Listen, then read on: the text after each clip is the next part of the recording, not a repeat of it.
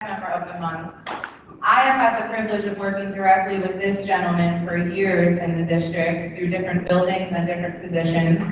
When I say he is truly the backbone of Thurgood Marshall Elementary School, I mean it with every ounce of myself and role as principal and of our staff. He has single-handedly received Staff of the Month nominations every month this year from his colleagues. Every compliment that we receive on behalf of our building for how beautiful it looks or how clean it is solely because of him and his leadership and his team's hard work. He is someone that his colleagues admire for his tenacity and kindness to them, and he is always willing to give a helping hand, donate his time, and volunteer his services to support our students. So, Mr. David Palat, our head custodian, please come up.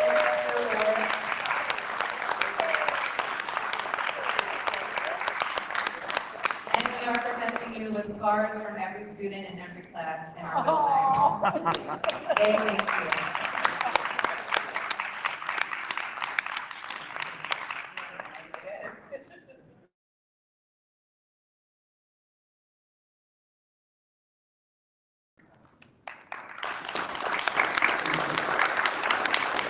Mr. Bernardino, Martin Luther King Upper Elementary School.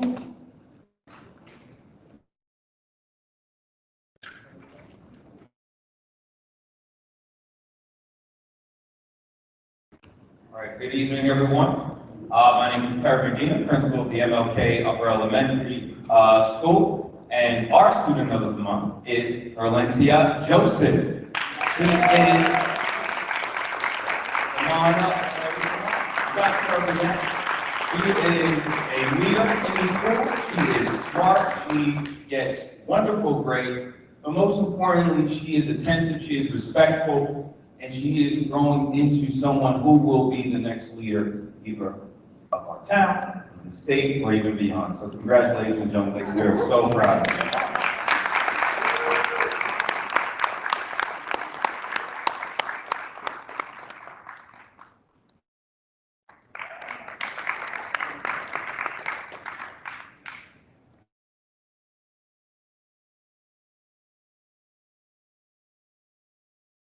All right, so for our staff member of the month, this gentleman comes to work every single day, gets his work done, no questions asked. He is someone that I actually look up to, that inspires me.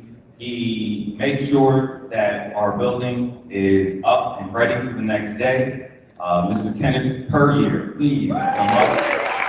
Mr. Puryear has been an employee here and has worked our district for some time. It is truly a privilege and an honor to present this to you. That must be white. Mr. Checkman.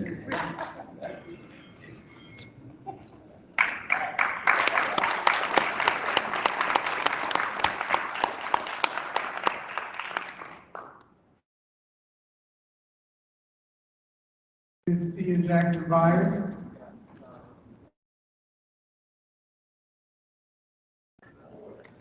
From Bradley Elementary. The Bradley Elementary. Stand for right. At this At this time, I would like to call up the teacher of the Bradley Elementary School student, as much as he has like a special way of calling his student that only he can. Mr. Barry, Stephen, give him a round of applause. When I tell you his students love it, they love it. I just want to say that the student of the month that we have, she just comes with a smile and joy every time she enters the building. She brings happiness to the classroom. She leads with quietness, thoughtfulness, and she just never shows off. I just love having her in the room, and everybody around her is better for it. So, Bradley style, coming up here, Elsa Martinez Gonzalez. Please, Mom and Dad, come up here.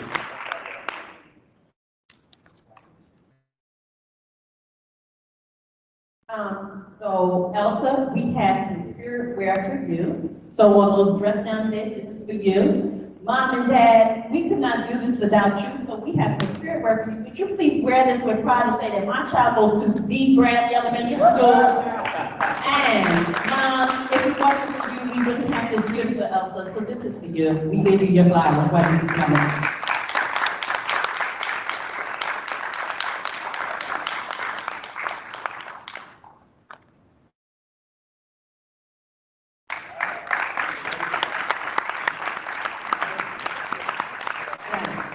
The Bradley Elementary School Staff Member of the Month. What can I say? The Bradley Elementary School Staff Member of the Month. I could not honestly get away with giving him flowers. There's no way I could. He gives us the warm and fuzzy about what to give him flowers. Our Staff Member of the Month, when I say he's more than just a security officer, he is my right-hand man. I wouldn't know what to do without him. He's here when the students come. And he's here when the students leave. He's the first here, the first to leave. He, technology, just how you saw a couple seconds ago, something happened with technology. He's back there helping. He wears so many hats. None other than say, I want to say thank you to Officer Ruben Bradley. Very much so. Just like a new song in heartbeat for you. Also, Officer Bray, I know that the way to your heart is doing something. Officer Bray, he loves his air fryer at his house, so we thought that he should have one here at school one. So and of course, we have some superior. Love his air fryer. Thank you, Officer Bray. Congratulations. Ms. Bridget O'Neill, Asbury Park High School.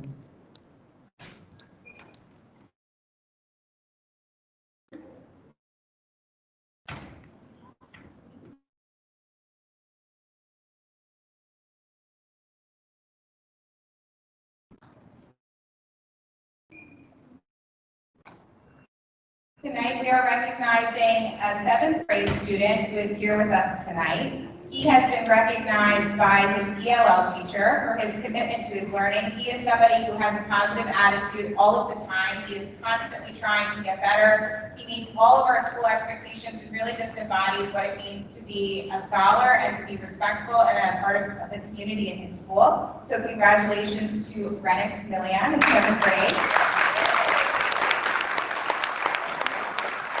Jack, you want to come up as well?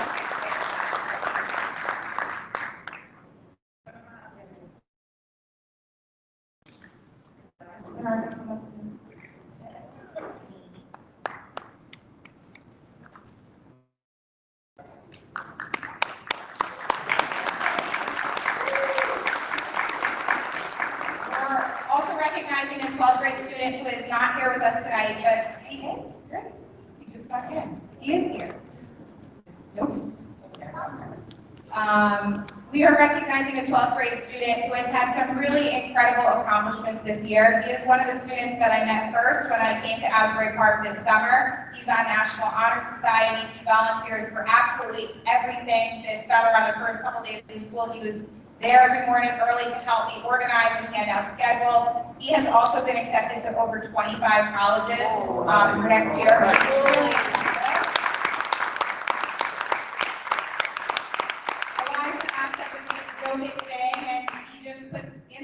everybody needs to achieve. I appreciate you so much. Congratulations, Elijah Gray. Come on up.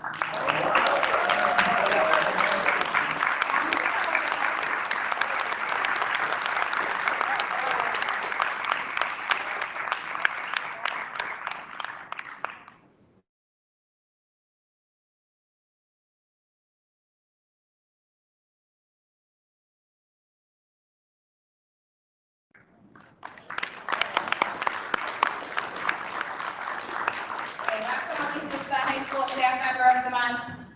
This staff member has been guiding the ship at Asbury Park High School for a long time. She has been instrumental in keeping us on track, making sure that everybody is laser focused on what the #1 priority should be, which is our students. When I came on board, we got into this little ritual of talking about fastballs and softballs and helping navigate all the things that come up on a daily basis at the high school. She has relationships that go back to her days as a kindergarten teacher, and she still leverages those relationships now to get some of our struggling high schoolers to their goal of graduation. I feel that we can count on her for anything, and she's really here to make Asbury Park a better place that serves our students. I'm inspired by her every day. Ms. Nancy Estrada, our treasurer.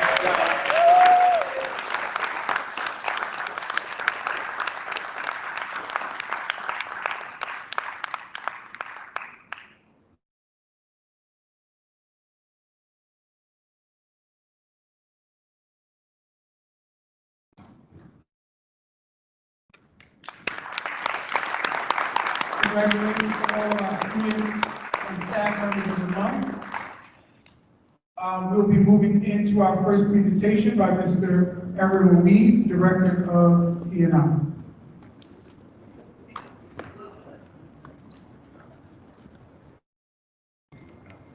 You got it.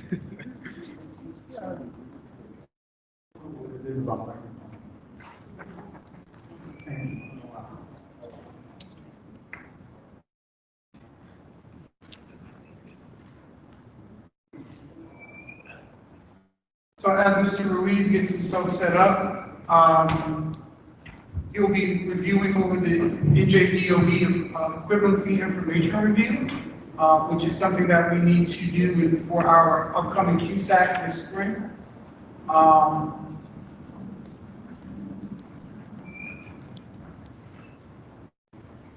right, good evening, everyone.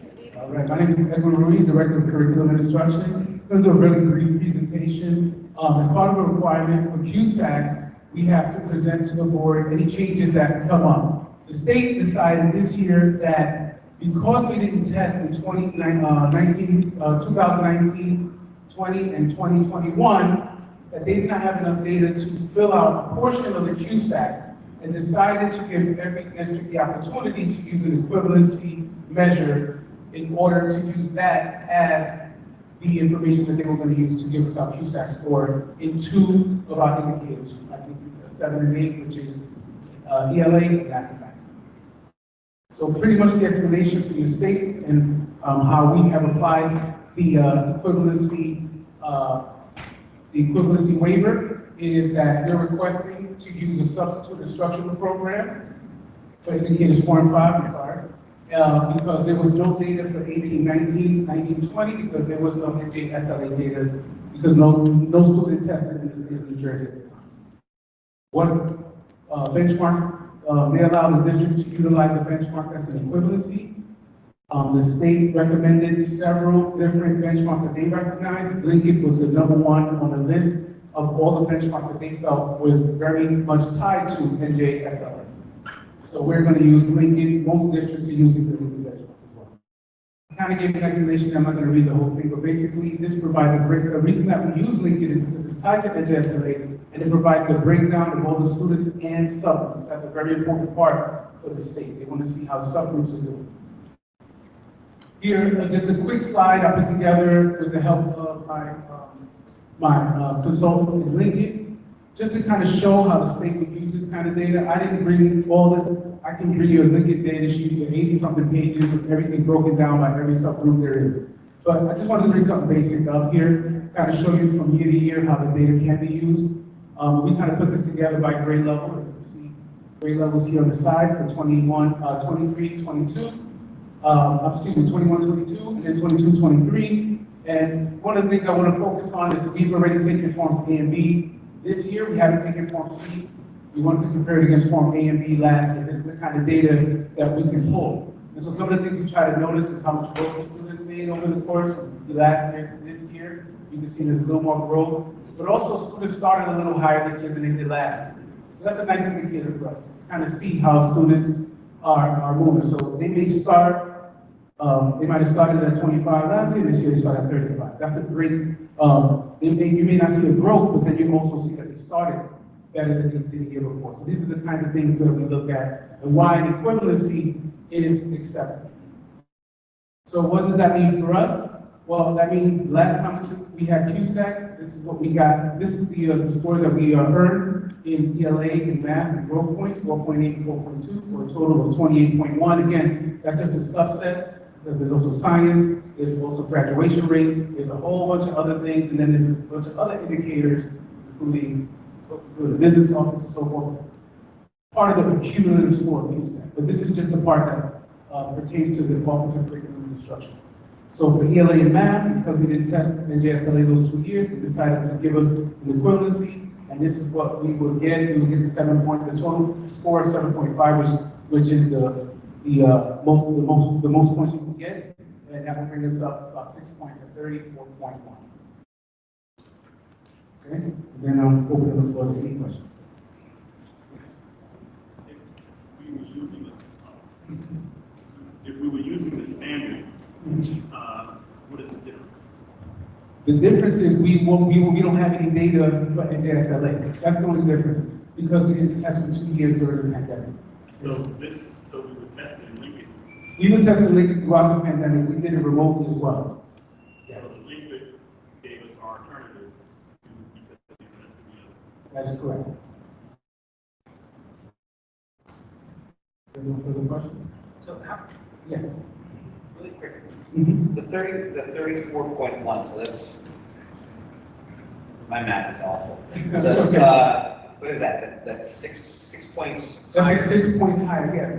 It's 6 points higher than the year before. That is correct. And then out Not the year before, the last time we took. The last time we That's took. 3 years ago, possible. We take it every 3 years, if you say. it looks like over here it says that the percentage of students with positive growth. Yes. So in 21, 22, it was 57% of the students, and now it's 68% of the students that had some sort of positive growth.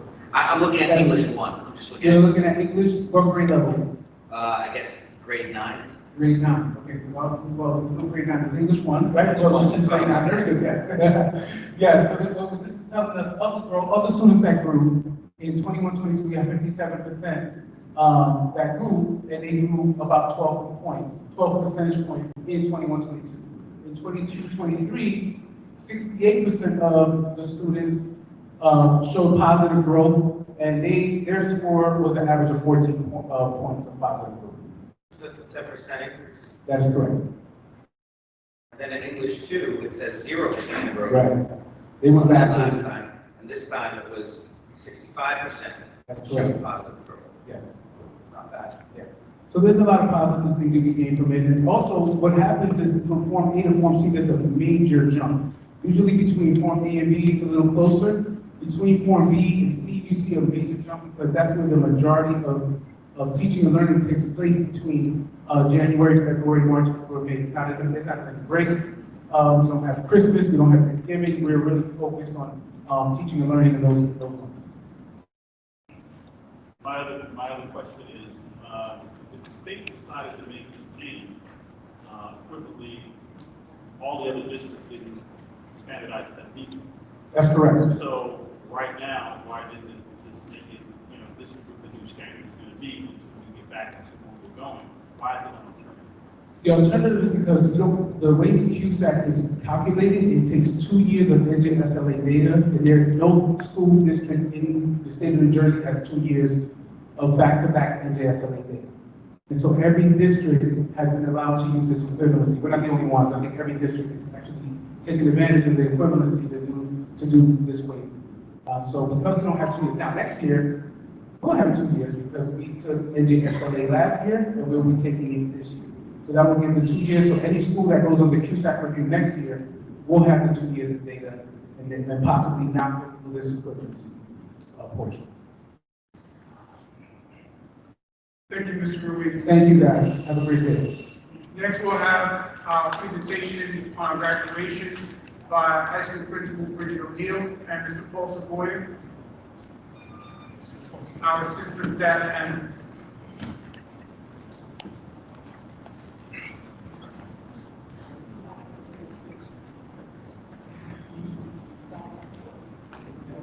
Good evening, everyone. For those of you who don't know me, I am Paul Savoya. I manage the student database and do all of our state reporting here. I'm Bridget O'Neill, I am the high school principal. So this evening we have just a brief presentation. As we're heading toward the end of the year, we're thinking about graduation. The high school has been working very hard on looking at graduation.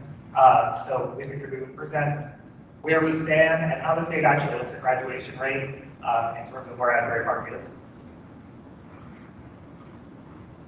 So every high school in New Jersey gets a graduation rate. The state uses a whole bunch of different metrics to calculate graduation rate. The main ones being the number of students who progress through our high school for 4 years and how many of them actually meet the graduation deadline of 4 years.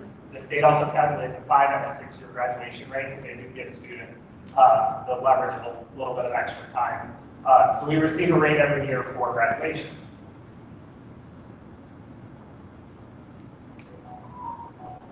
As we look at our data, starting in 2021, the state began using 2 different graduation rates. We have a state graduation rate and we have a federal graduation rate. The state graduation rate is based upon, the biggest difference really between the two has to do with special ed students. The state of New Jersey says if a student has an IEP, they get 2 extra years to graduate high school. They are federally allowed to be in school until they're 21. So the state of New Jersey does not count those students in our graduation rate. The federal government says those students get counted into our graduation rate. So a student with an IEP, when they reach their 4th year of high school, the federal government considers them to be a non-graduated student. So they still count as being part of that cohort, but they are considered off track. They have 2 more years to complete, and they will be counted in our 6-year graduation rate once they reach the end.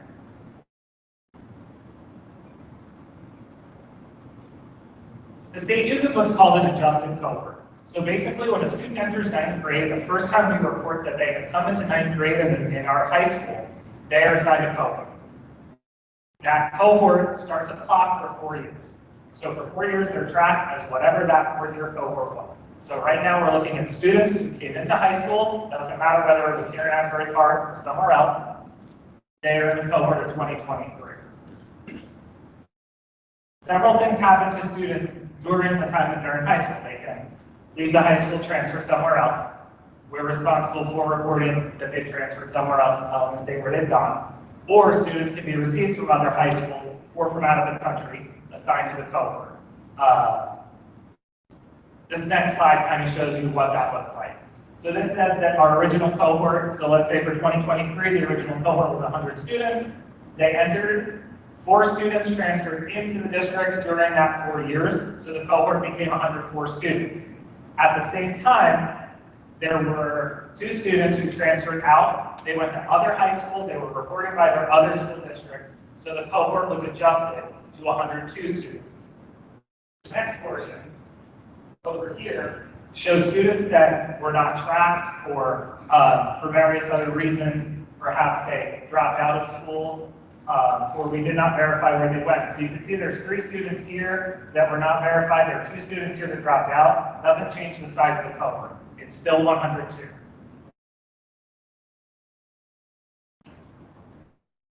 Dropout rate, students can leave high school for several reasons. New Jersey only requires you to be in a high school until you are the age of 16, and then you have the right to drop out of school. So there's various reasons. It could be an unknown reason. You could be pursuing a career. The state kind of gives us the leverage of saying this is the reason a student's leaving. It also gives us the ability to look at why students are leaving high school. And then we have unverified transfers. which can be a bit of a liability. So when a student leaves, we're responsible to know where they went. Did they go to another high school? Did they leave the country? If we do not track those students down at the end of their cohort, they will be considered a dropout. They'll be counted into our dropout rate.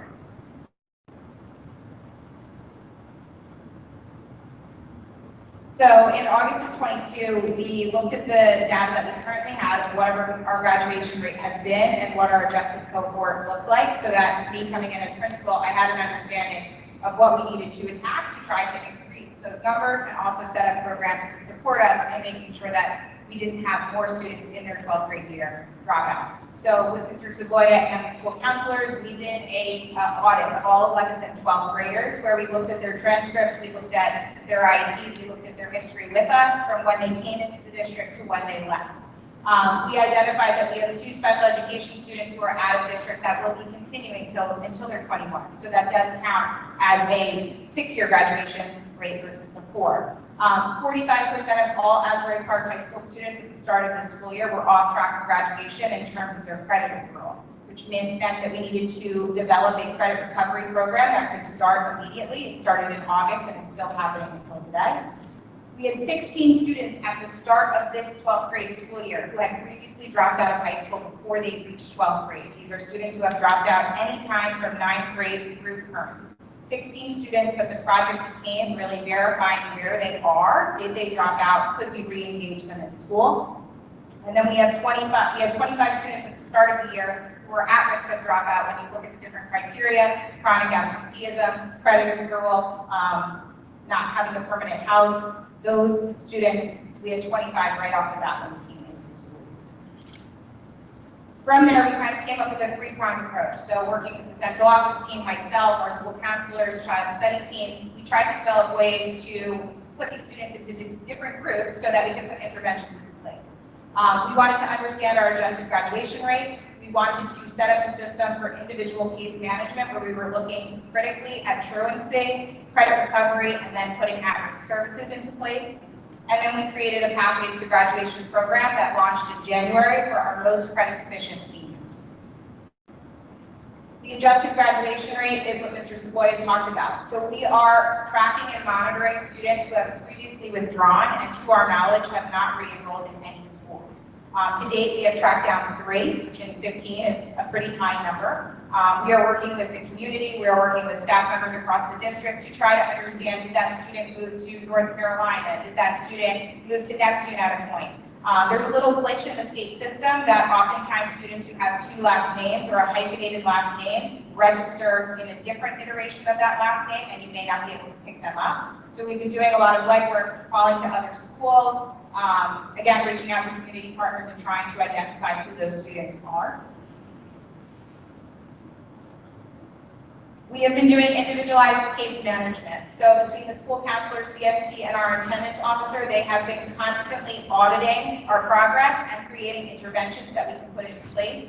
We're monitoring how students are accruing credits all of the time. So we're checking at interims, we're checking at marking periods. Those of our kids who are in credit recovery programs, we get a report every single week on how they're doing so that we change course as is needed. We have about 40 students in the 12th grade class who have extremely specific individualized plans set up that have different exceptions to attendance, or we have them working with a tutor after school, whatever it was that they specifically needed.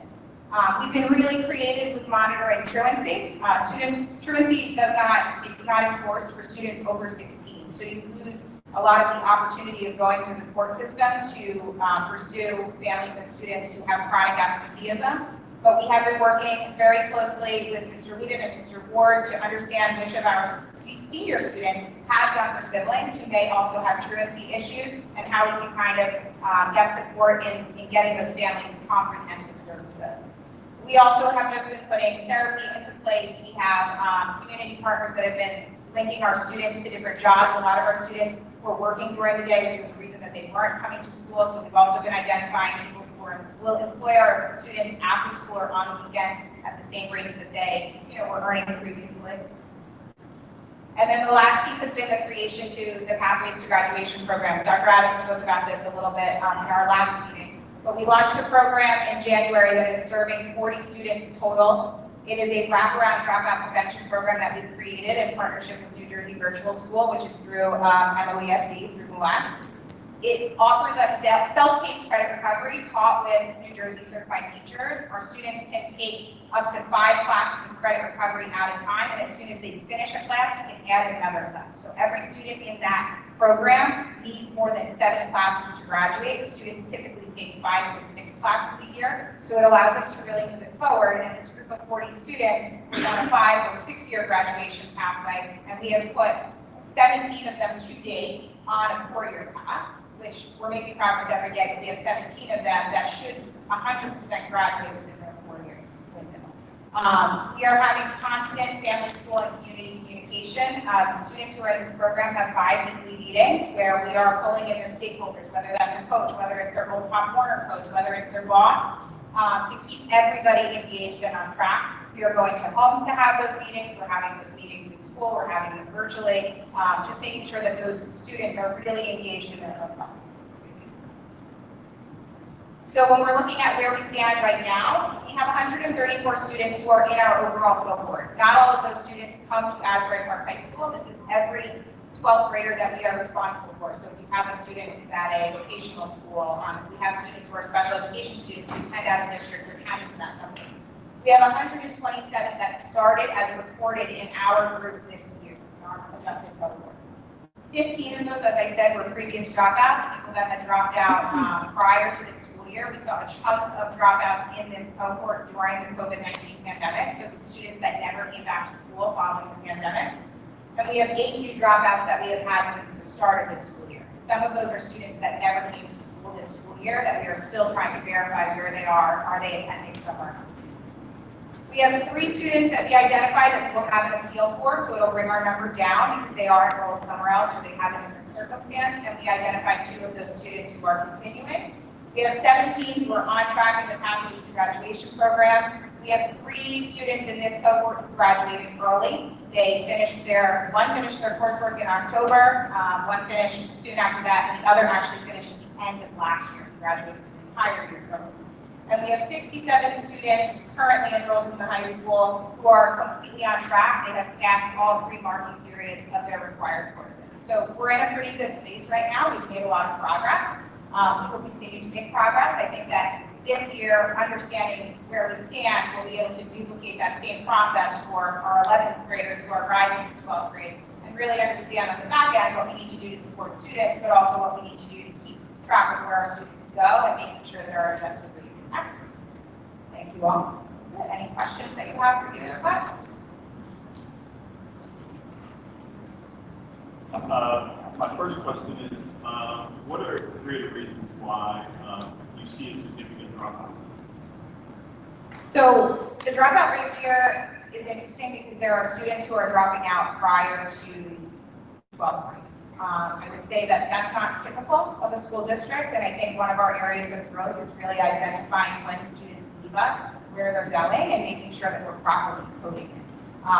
These are not all scenarios where students actually dropped out of school. It may be that they moved, we didn't know where they go, and therefore we have to use a dropout code because we can't use a transfer code if we don't have any verification that that child transferred. I think we do still face some challenges as a district in terms of chronic absenteeism and keeping our students in school being an important means for them. If our students this year have experienced difficulty, there are students who are a little bit older, 18 or 19 years old, who are primary supporters of their family, and I think that that's something just as a community that we need to continue to battle. It's an economic necessity that we've had some students leave the school this year, and identifying that sooner, right? Because if we have a student who needs help in that way, or a family that needs help in that way, what services do we have in district to help the family and keep the student engaged in the way that we need to? So right now we're in a little bit of a reactive space, but I think we're getting to a more proactive space. Well, that follows up with another question as to what are the 3 top wraparound services that we need to add to the district.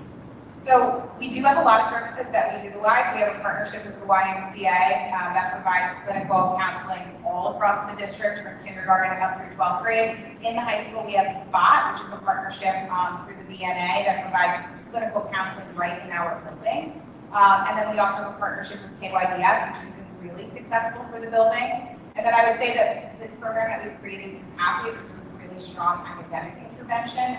It's a model that some districts in our area are using, and it has high levels of success. 85% of students complete their programs with success within the time frame, which I think is a very positive outlook, especially knowing that it's critical to students. So the 3 early graduates, I got to space out, no, like, this counts towards the 4-year graduation. Yes, it does, yeah. Okay. And then, the identified appeals, is that number, 3 identified appeals, is that in addition to the dropouts, or is that out of the dropouts, there's 3? Good question. So basically, once a student is deemed as being a dropout, and the state has kind of picked that student up and said, hey, that student dropped out of school, our only means of changing that is by doing an appeal. So in the fall, there's about 6 or 8 weeks in the fall where we as a district are able to provide some documentation to the state and say, the student's actually not a dropout. Here's the documentation that supports that they moved someplace else. We never tracked them. We never picked them up. They left the state of New Jersey, whatever the case is. So those 3 students are students that we 100% will be able to file appeals for at this point. So 15 will drop as well. All right. I would just like to say that I'm impressed with what the administration in the high school and all the counselors and the staff, teachers, et cetera, are doing to make sure that when a cohort starts freshman year, they're there to finish. And I'm impressed because I haven't seen this much of what would you have process to make sure to follow the kids all through high school and make sure that all the things they need are there so they graduate. It's very important, and I just want to commend everybody for all the hard work. Just real quickly, this is also from the issue that we dealt with coming into this academic year. We really began looking at and doing an analysis of transcript audits back in July, which led to our concern over the eligibility aspect, which led to identifying and doing further triage in terms of the academic support, as well as making sure we have the credibility to sustain our programs and offerings, whether they were credit recovery or buyback for truancy and students that had failed courses. Because the last thing that we wanted to do was to have any of our programs and offerings to students to be scrutinized for the lack of credibility that they offer toward a high school diploma issued by Asbury Park. And so that was the main thing we wanted to support and substantiate what we were offering in terms of our credit recovery, as well as our buyback offers, as well as our graduation rate being true and authentic under any level of scrutiny now or once we implemented this process moving forward. Because the main thing that we wanted to do was, regardless of the actual number, we wanted to make sure that we were implementing a clear and effective process and procedure to correct any past or prior issues that led to any level of criticism of our students graduating from Asbury Park High School.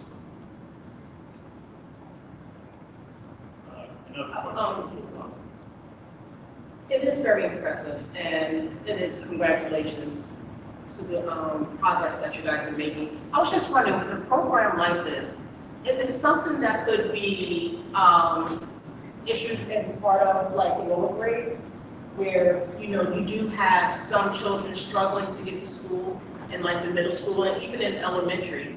Is there a way that we can incorporate something like this where it's not just high school, we can like help them move it, something where it's just like, So presently, we are doing a full truancy and attendance, I'm going to say assessment, but a report that the attendance officers are working on in terms of one of the things that we have had an issue with as a district is having a chronology of documentation to support long-term after individuals have departed. So if an individual had concerns over attendance from 10 years ago, there's no information related to that that we could say we had in a repository. So we are effectively creating those documents. For example, part of the truancy issue and the documentation that Mr. Savoya talked about related to students is being able to pull those court documents, be able to pull that information related to dropouts. So we're actually in the process of putting all of that information together for all of our students in the district. Mr. Whedon and Mr. Ward are presently working on that report. And so we will have that information. We will then be able to have a full analysis of what services we provided. We will tie that into our intervention and referral service program, which is INRS, which is a leg of support which is run at the school level, which is overseen at the central office level. So each of these things that we talked about, even in terms of the graduation reporting, is part of us making sure we have clear and effective process and procedures as a district. So regardless, under any level of scrutiny, it passes the test, as well as we can go back and look at and collect data in order to say what is working, where do we need to target our services and resources, as well as be able to say, this is where we're spending our financial resources to support students in terms of KYDS, in terms of other services that we provide to students, whether it's in special services with IEP students or out of district. So those are all tied into this report, but into also the attendance and truancy report, as well as even Mr. Ruiz's report, and that's the reason why they're all sort of interlinked, because at the end of the day, we want to make sure that truancy has always been a major struggle for our district, as well as our credit recovery and buyback programs have always been a concern. Even going back, I was just mentioning to Mr. Weiss, if we look back at the old SRA process for students graduating, that was an alternate process to award students high school diplomas. So that came under great scrutiny in terms of the number of students that were graduating through that process. And so the last thing that we really want to do is to not have our students have pride in the high school diploma that they are issued here by Asbury Park, but we also want to make sure that we're triaging our students who have those early struggles in terms of truancy and academic issues through our INRS process, as well as monitoring it systemically. Thank you. So what you're saying is monitoring truancy in elementary and middle school will set them up for a more successful high school, once they reach high school, for a better graduation rate. Yes, I think a lot of our students in this community that we have dealt with historically have had the notion that it's okay to be late, right? And so it's become habitual. I think one of the things that has been really the culture that we have done overall from not only the students, but as well as the culture of the staff, is to make sure that we have promoted that attendance is important. If we look at on our district webpage, one of our goals is 95% attendance. So we're looking to not only address truancy, not from just the student aspect, but from the entire district culture aspect of attendance and truancy, because attendance matters. And it's I believe it's a lifelong habit that if done properly for our students, when they go into the workforce or they become self-employed, that they just understand that your presence is definitely, your attendance and your tardiness is definitely an important aspect of you setting yourself up for success. I got a question now. I heard credit buyback program, credit repair program a couple times. So I just want to know what does that entail? Is that something that's happening when the student already completed the course, the class, or is that something being implemented while they're still taking the class? So both. We have credit recovery that's happening within a student's school day. We have students who are in the Pathways program who are doing credit recovery, and then that's also something that we do in the summer, as well as after school. So this year, the real move was to make it so that it's happening at all those different times, so that if you were somebody who was rapidly becoming critical, we're not waiting until summer to do your credit recovery then. We're trying to figure out how you fit it in, and really trying to get students to stay after school and or do a hybrid program where they can do some of it in person, they can do some of it online, because it piles up, and that's really overwhelming to our students. That's something they talk to me about all the time, to try and handle it as it comes. So they actually do the work. Yes, I have all the tools for you.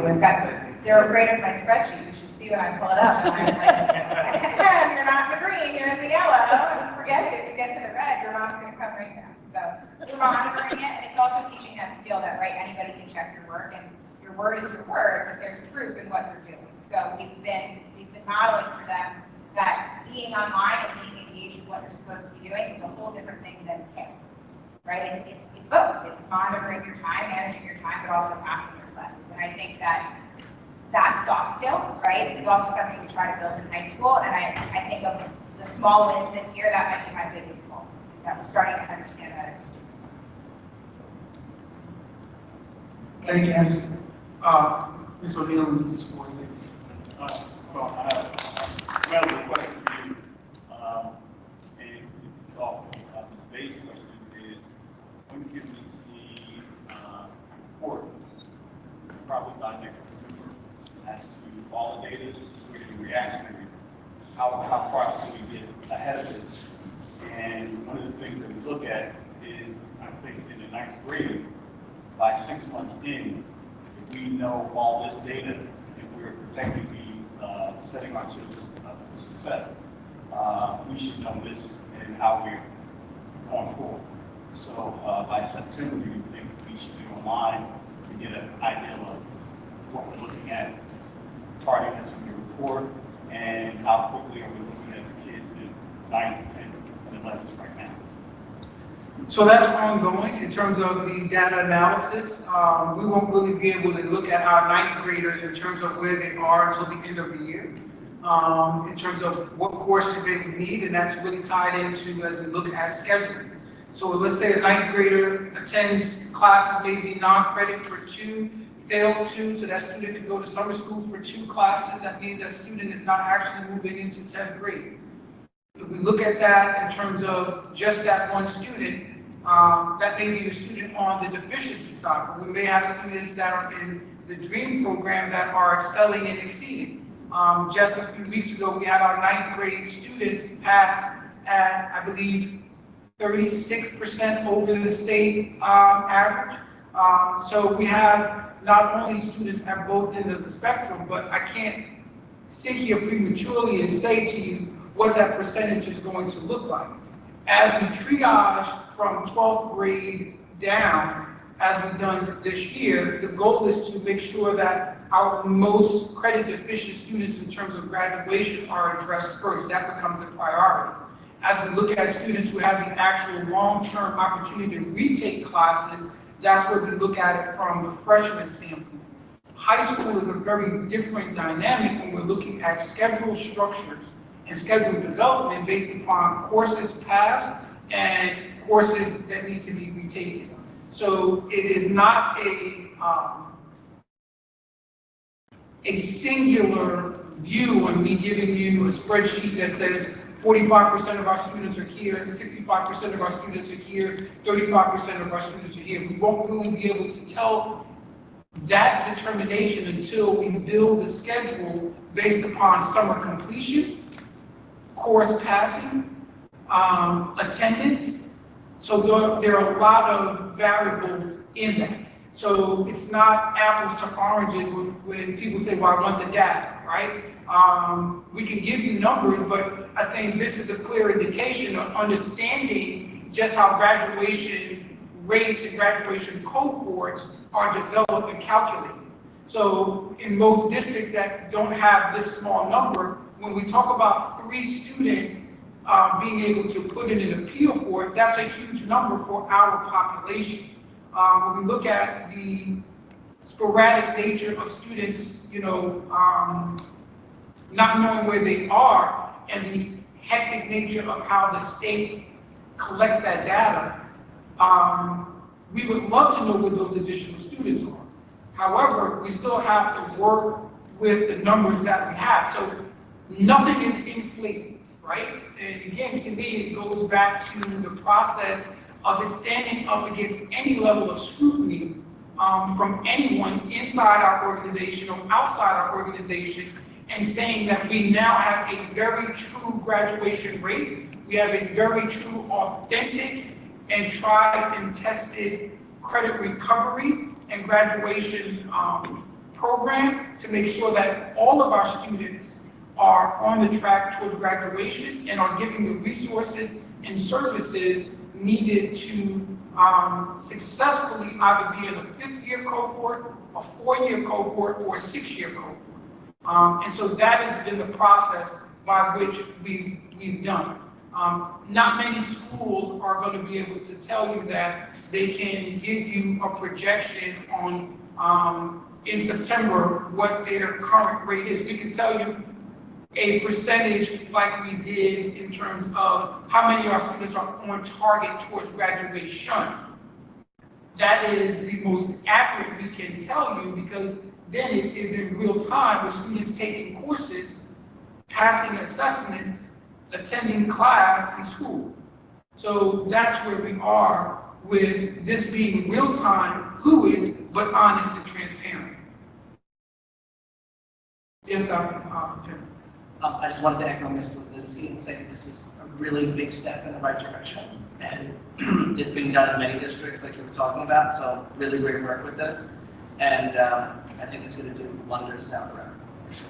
Can I just ask one last question?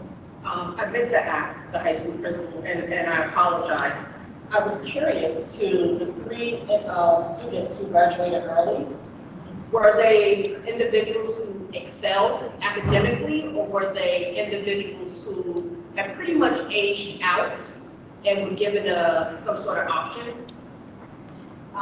So to graduate in New Jersey, you need 120 credits. Our students on average are registered for between 40 and 45 a year. So early graduation is entirely possible if you're passing your classes and kind of moving forward. One of those students was just extremely motivated, graduated a year early. The other came to us from another school. She had, maybe 15 credits that she needed. She was able to complete them early. And then we had a student who has some life circumstances outside and was really accelerating his pathway so he could take care of his own family. So all self-motivated cases. We could see more students graduate early. It's not common. Thank you. I've got one other question, just based on the numbers back there. So when we figure out the graduation rate, we would use the 134 number or the 134 number, right? So that right there, I mean, just doing whatever math, it's at around like 80-81% graduation rate, right? I mean, that's pretty good in terms of, I mean, consistent with what we've been saying. Now it's just verified, right? Yeah, and the past few years we've been between 74 and 82. Right. So it would put us above where we are right now. I think that we'll end in that one, but it was definitely higher than we were 3 years ago. And the students who are outside of our district, so the 134 to 127, those students are all on track for graduation. So they would. Right. This is just more. It's got a blue check mark now. It's verified, right? It's verified. So We got it. I just want to remind folks that it was only a decade ago that we had the worst graduation rate in the state at 48, 49%, right? So, I mean, kudos to everybody that worked so hard to get this graduation rate up. So, it's a huge accomplishment. And to be very clear, this process that we have implemented should yield greater than 80+% in terms of our graduation rate, with the services, with the monitoring, with the systems that we have in place.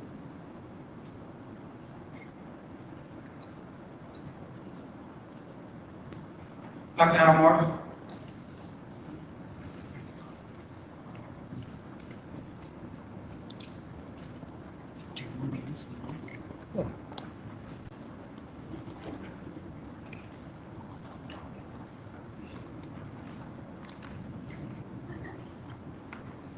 Good evening, everyone. So, as required by the Department of Education, I have to provide a report twice a year with regard to the SSDS report, which stands for the Student Safety Data System Report. We do it twice a year.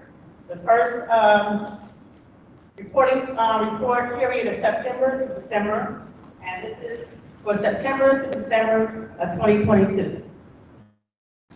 So before I start, there are two categories that you'll see in this report. There's the incidents category and the other category. The incidents category includes incidents that are reporting on violence, vandalism, weapons, and substance abuse. And also HIV, you'll see a category in regard to that.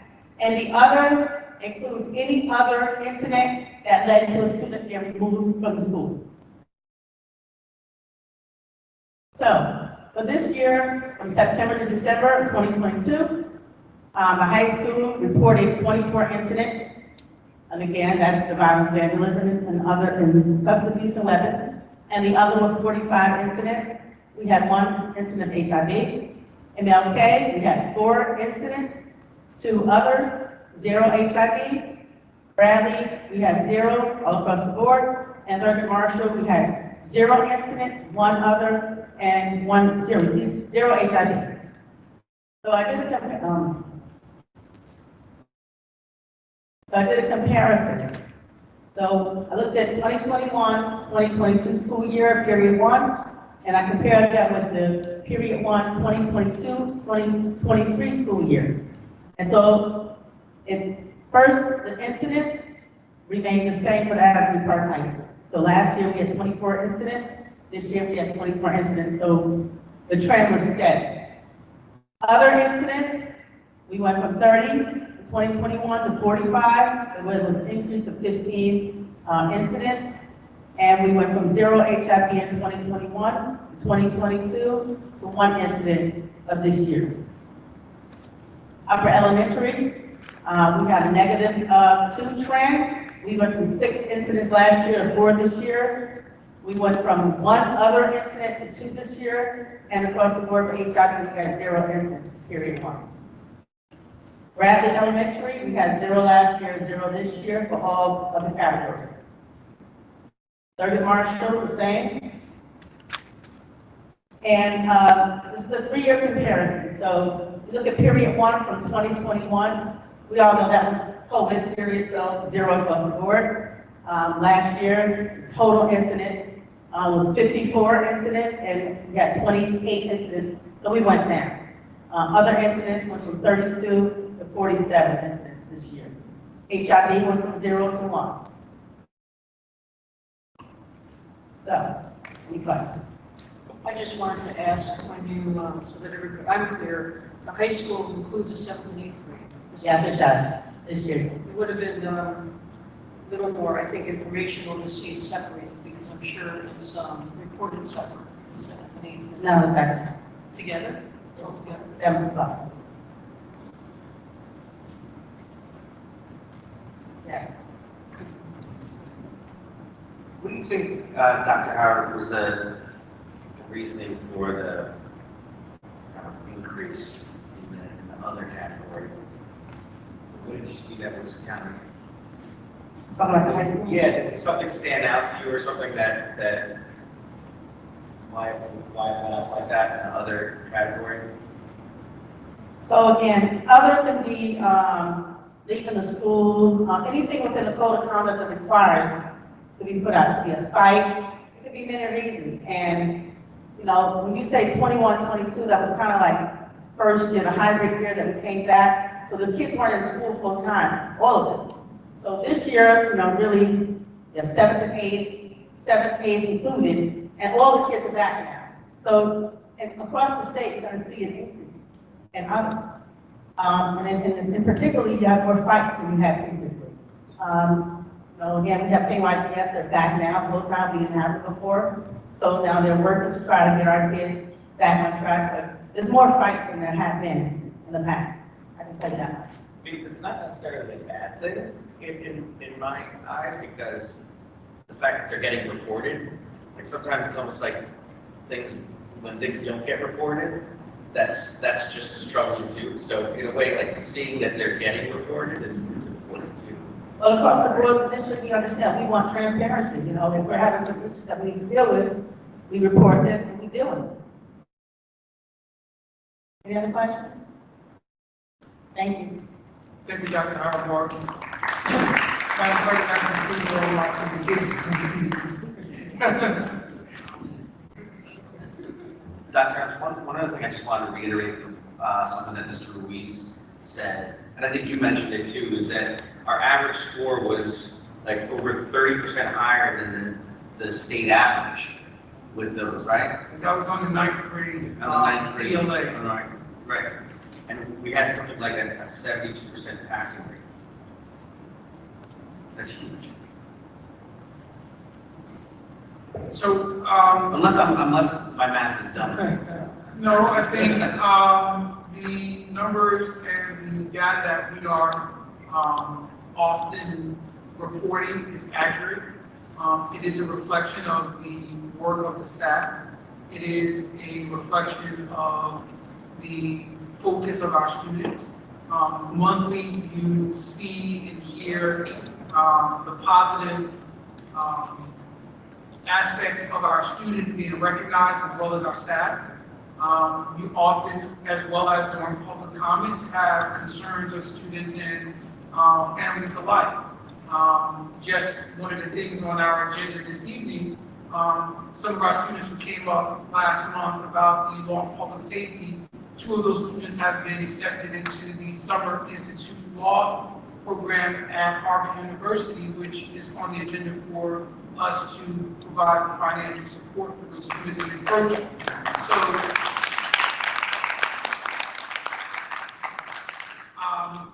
we take, and as a superintendent, I take the academic opportunities that we provide here for our students very seriously, as well as recognizing the level of hard work and dedication that our staff are putting forward, contrary to any other narratives about us as a district.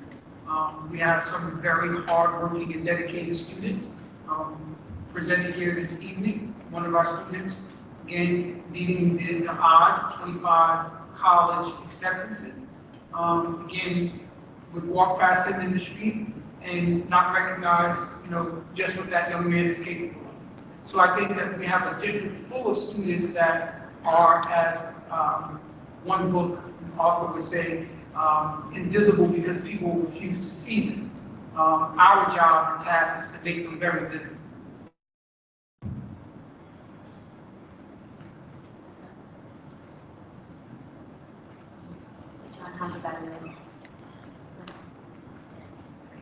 Just be able to utilize time. What we're going to do is we're going to do the reports, but you guys can keep them brief. Or we can skip over the reports, whatever you guys want to do. What's that? Because the reports are technically on the agenda, so.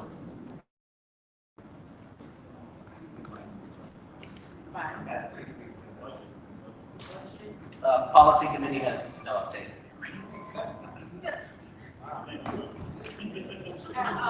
Athletics, we have 3 new hires. Go ahead.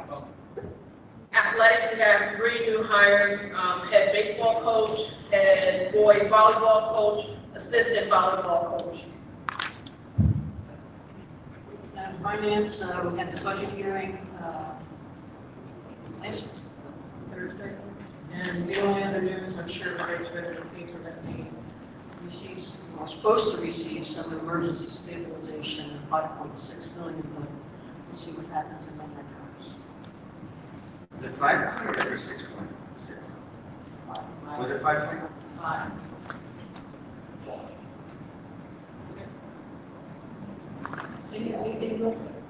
I will make mine very brief, as Dr. Adams already discussed number 9 on the agenda, the CNR agenda about the 2 students moving in the Harvard University Law program, and Mr. Ruiz already discussed think it was number 6, about the NJDOE QSAC report. So the most important thing then is that the Early Childhood Department, in collaboration with Life Support Training at Jersey Shore University Medical Center, is to conduct a head saving, first aid, and CPR AED training session for the Thurgood Marshall and Bradley preschool. And that is for approximately 45 employees at $70 per person, not to exceed $3,150. And then we also have tutoring for students that require academic assistance who fall under the McKinney Vento Act, and that is the act where students who are deemed homeless will receive extra educational support. And yeah, I think that's about it. That's about as fast as I can go. It's still going to be faster than me in this race, so kudos. I got a long, it's a lot. Got a lot to do with buildings and grounds, so I'll go as fast as I can. All right, so we had a couple of facility use requests.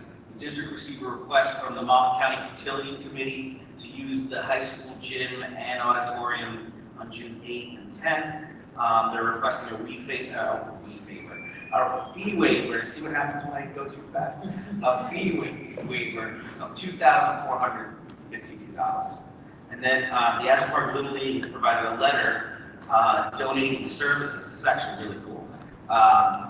They're going to donate services including a new scoreboard, protective netting, picnic tables with umbrellas, and a regraded infield.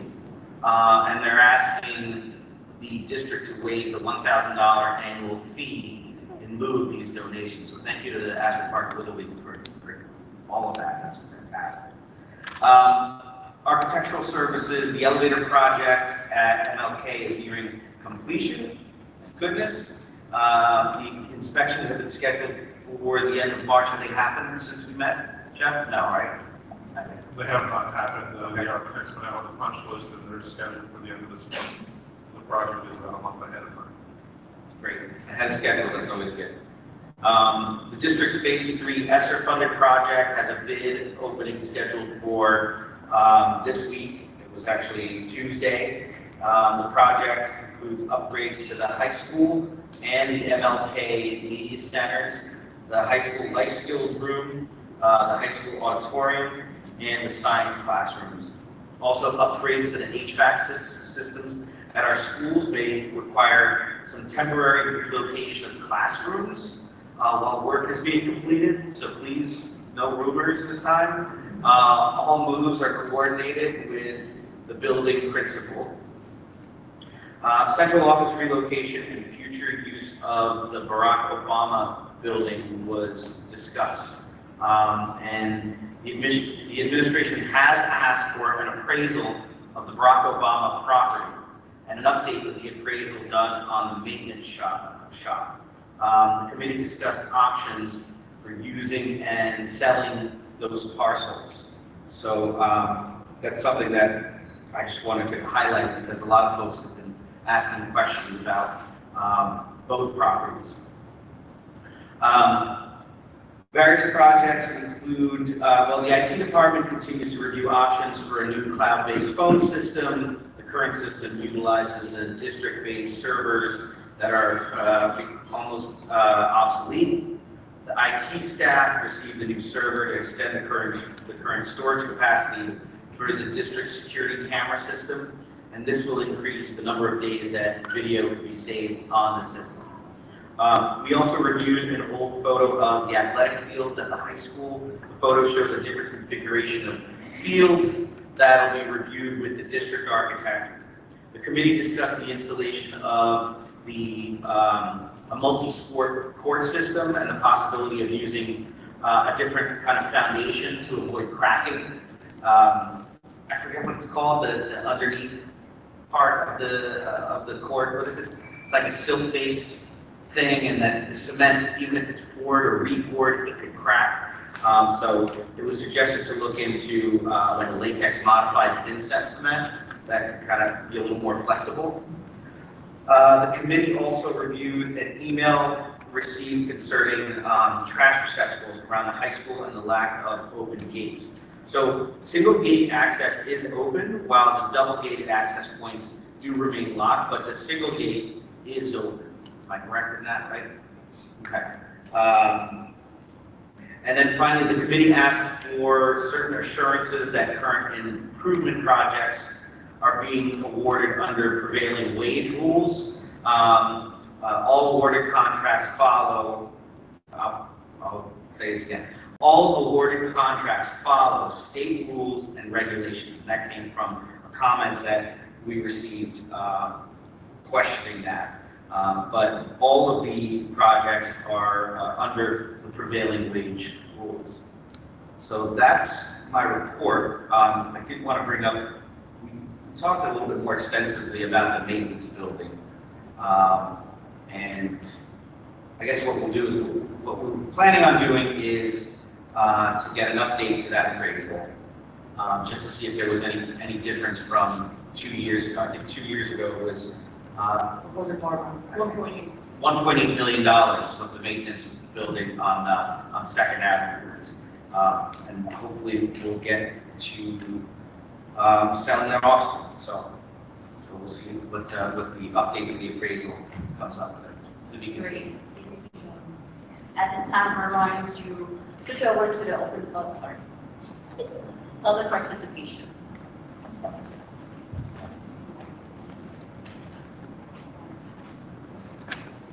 Just out of respect for everyone, just please keep it at 3-minute mark. That is how I open up. Good evening, everyone. How are you doing? My name is Alfreda Clancy. I work at Asbury Park High School. I live at 65 Skyler, Davenport City. And Madam President, how are you? My question is, last month we had a meeting and our superintendent said when they get out of jail, I need to understand what did that represent? They will have, what is it? What are we doing now? What's the word, Cosmo? The new program, when they get out of jail, they will have their own business. I need to understand what he's meant by that.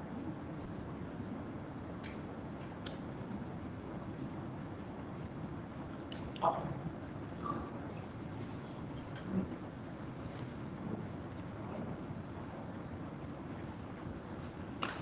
It's on YouTube, Facebook, he said it, I'm asking. Because if that's the case, I need to know where our children stand. I feel like that was a prophecy being said, a negative prophecy. Go back and look at it. If I'm wrong, somebody help me. If I'm wrong, somebody help me, please. Thank you, ma'am. We'll look into it. Thank you.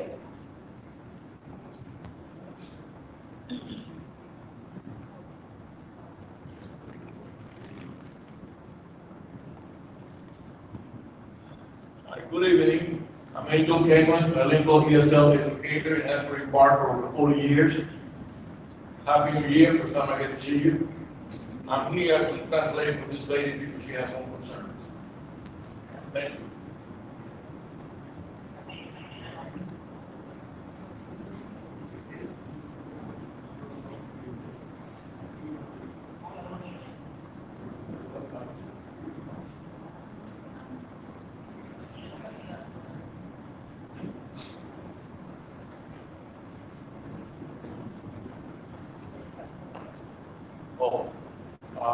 She's from the high school, and she's here to express concern that Ms. Holm has been moved from the high school to the middle school.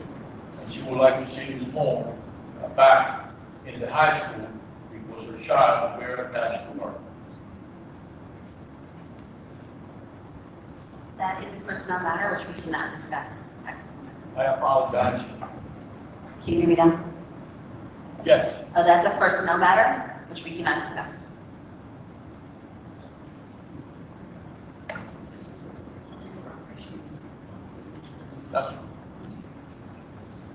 That's what you wanted to say.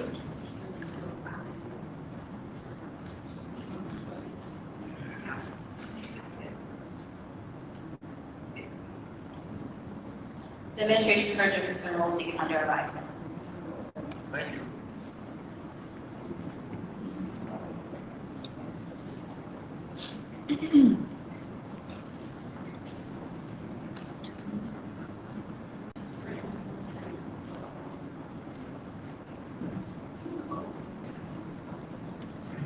I am Jose Ariola. I am a student at Asbury Park High School. I'm a student of this school. I'm just really sad that she has been moved into the school. And as my friend plays all my class, we want her back. And it's really emotional because she hasn't been there. Now she's transferred into the school. We just miss her a lot.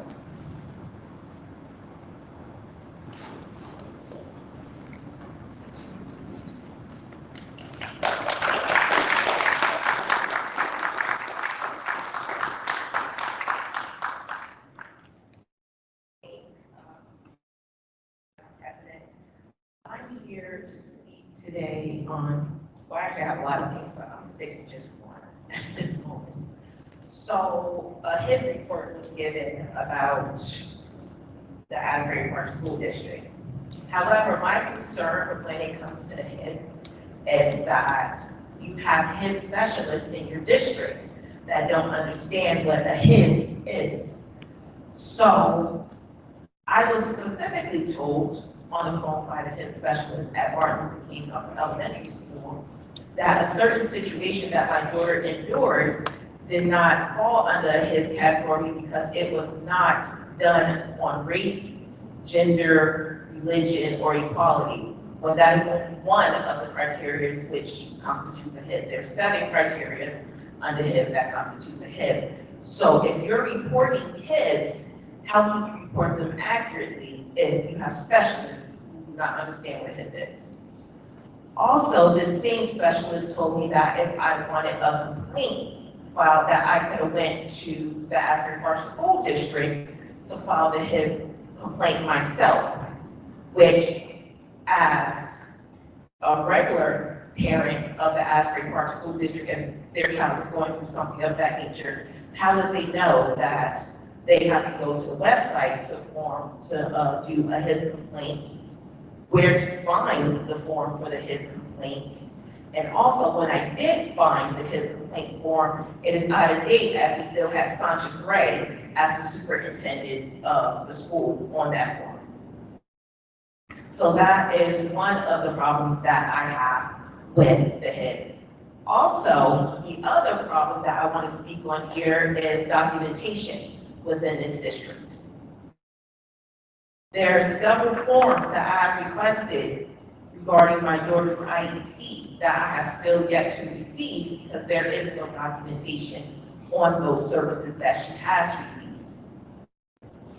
So if you were audited, how would you even have proof that my daughter received those services? Because I don't have any documentation stating that she's receiving them. Yes, I have IEP that says that she's supposed to receive them, but we also know that she hasn't been receiving them from other instances or meetings that we've had. But there's no proof that she's receiving them. There's no reports on how she's standing in receiving those services or anything of the sort that I could be given, regarding her services. So documentation and HIP is just the 2 things that my 3 minutes will allow me to speak on today.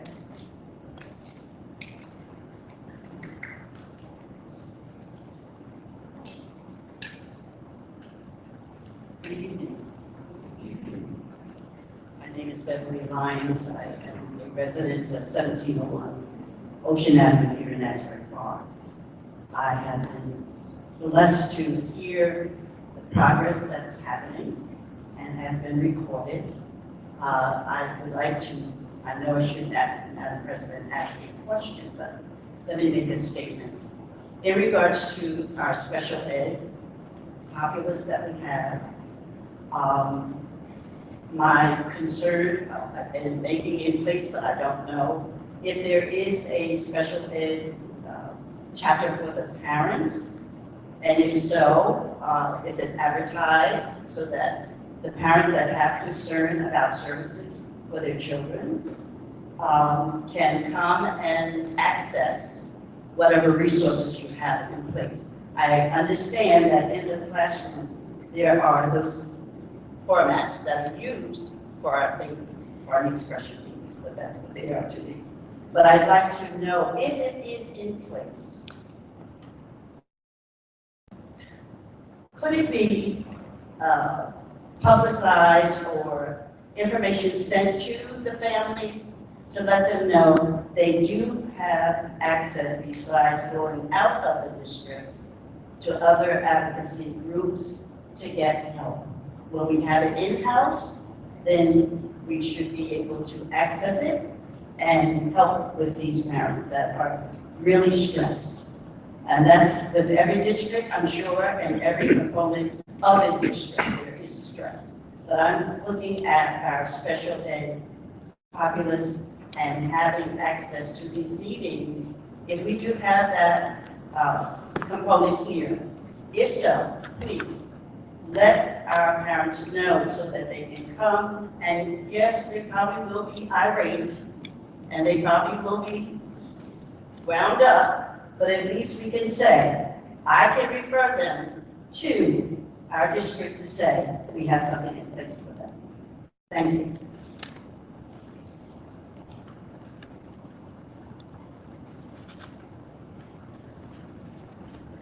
At this time, I close public participation.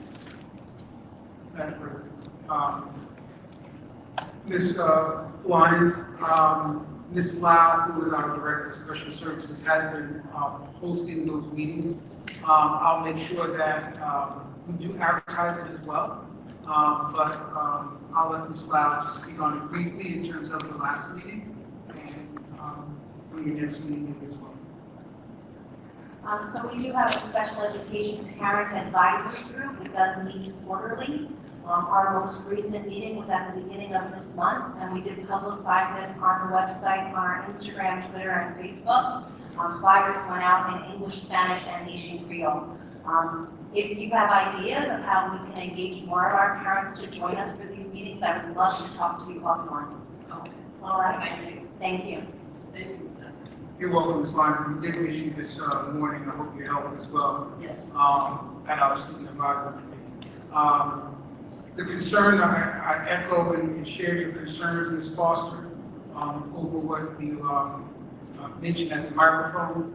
I am in the process of making sure that there is extreme clarity regarding the HIV reporting, as well as those incidents related to the situation that you were informed of. So I am directly and immediately involved in making sure that that process is being addressed. So I just wanted to let you know that regarding that, the other issues, I will make sure that we take that up with our special services as well as the possible case manager and or that CST team related to those issues. But our Director of Special Services heard your concerns and is acutely aware of the situation as well.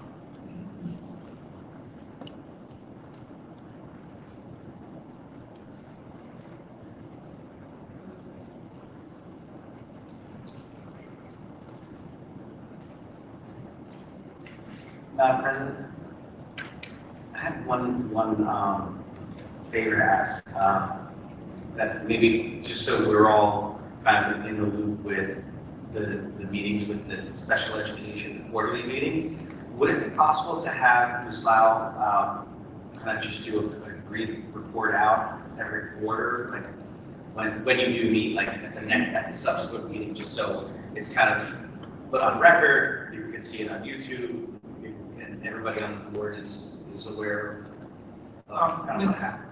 Mr. Guerrero, if you look at your weekly updates that I send to the board every week, those notifications are to the board.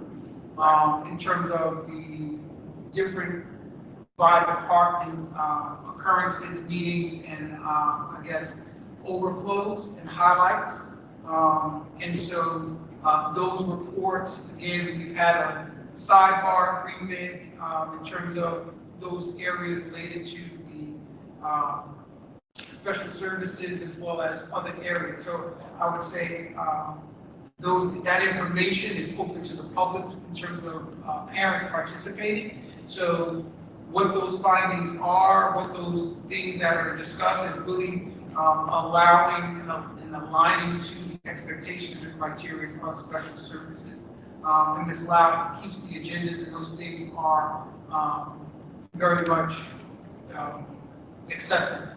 So I don't think a lot of folks, I mean, not to interrupt, but I don't think a lot of folks know that they're accessible. So, like, I know we're doing changes to the website, thank goodness, but there may be a way to kind of have the same stuff that we get, as a board, just so it's more public facing. I think it just makes it a lot easier for parents. You provided as a board member much more internal documentation and internal information that is not for public necessary consumption due to the confidential nature and your role and responsibility as board members and the oversight in terms of the governance that you are providing.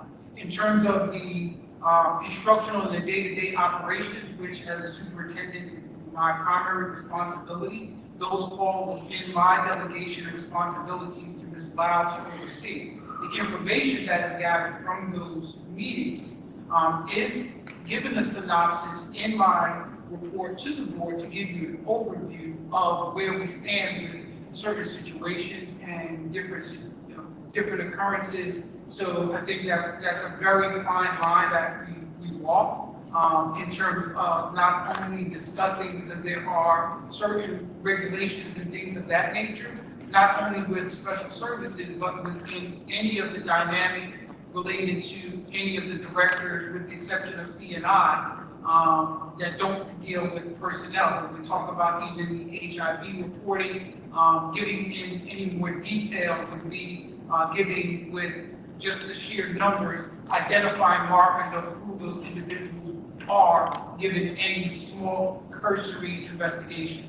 So we want to be very mindful that in this public setting, we want to be careful about revealing too many things that are not embargoed to protect the identity of our students and or staff. So I just want to make sure that's heard. Got it.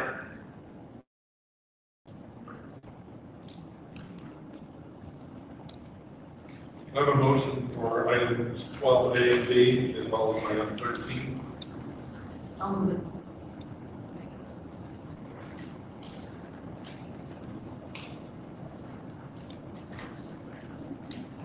Any questions, comments? Mrs. Zinsky? Yes. Ms. Cook? Yes. Mr. Grillo? Yes. Dr. Penna? Yes. Mr. Remy? Yes. Ms. Ricks? Yes. Mr. Rogers? On 2, A, B, and C, same. We're looking at the minutes and the calendar for next year. Oh, okay. Yeah. Thank you. Mr. Saunders? Yes. Ms. Alston? Yes. Thank you, motion passes.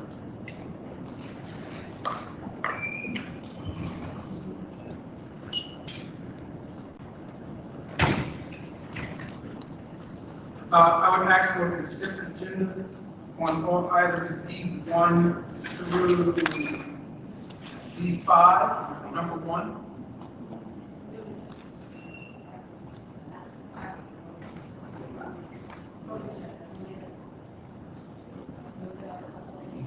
Did you want to separate? No.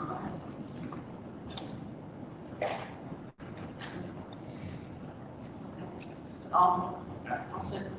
I'm sorry, I'm looking at this on my phone, because my laptop has just a second. I got it.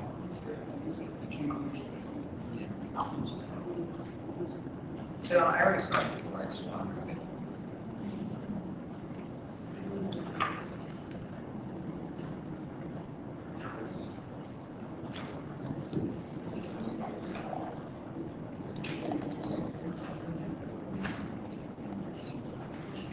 It's in your agenda.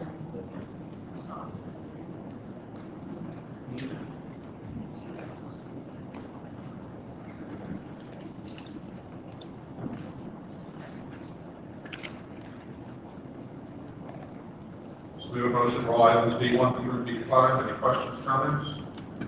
I had a question about B2 to B, the reassignment from substitute security officer, from part-time security officer reassigned to substitute security officer. I just wanted to get some clarity on what the difference is between the two. I mean, I see it says here be used on an at-call as-needed basis, but especially when we're talking about security, I just want to get some clarity. Part-time security officers typically work up to 20 hours on a regular schedule. Substitutes are called in as needed.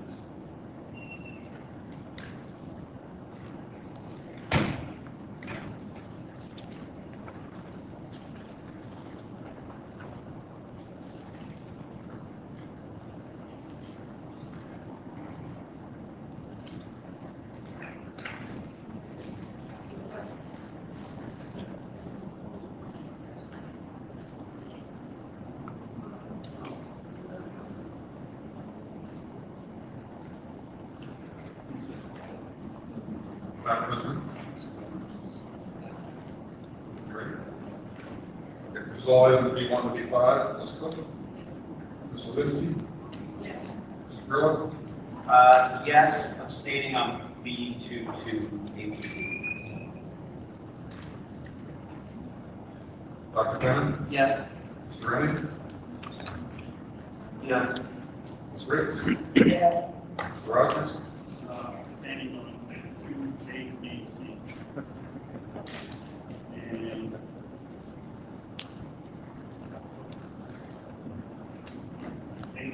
2A, B, C. You're saying yes on all of them? I'm standing on all of them, and Abstaining, you said. I'm standing.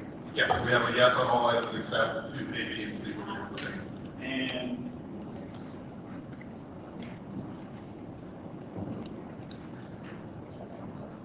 three A, 3-1. A.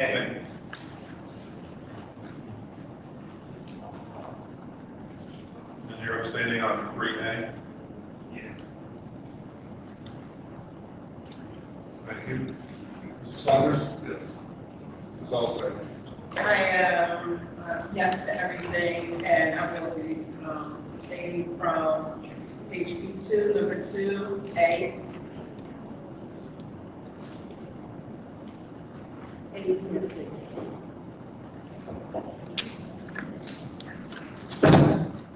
Thank you, all items carried. Wait, hold on. I want to change my vote. For 2A.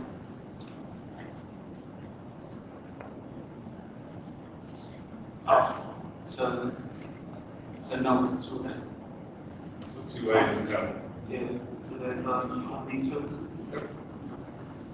Thank you. All items carried. Thank you.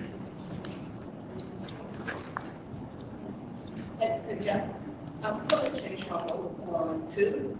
It's just 2A and B. With 2C, there was a misunderstanding. So you're abstaining on 2A and B? Yes. And yes on C? Yes, on C. Great, thank you. Thank you.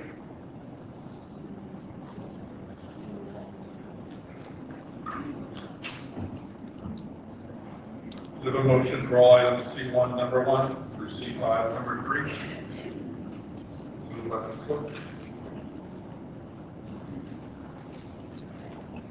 Do I have a second, please? I'll second. Thank you, all in favor?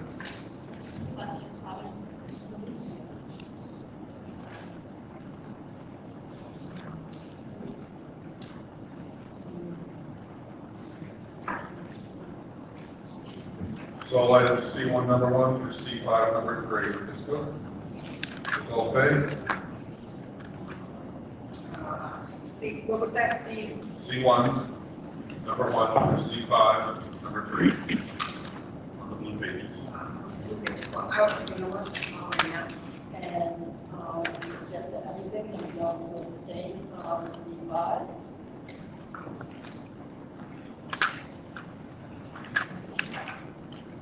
C5 number 1, I apologize. Thank you.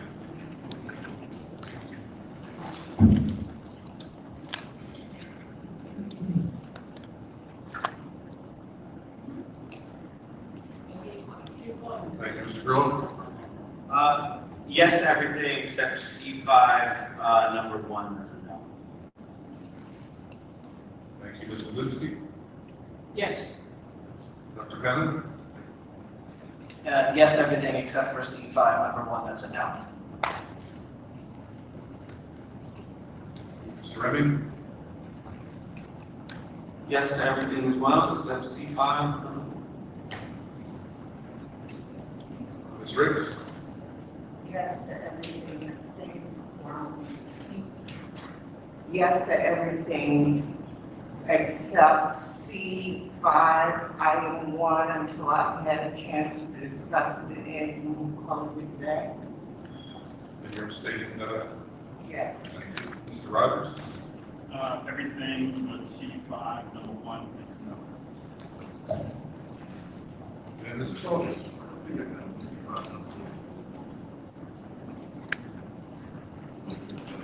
C5, number 1, you're no or abstaining? No. Thank you. All that is carried except C5, number 1.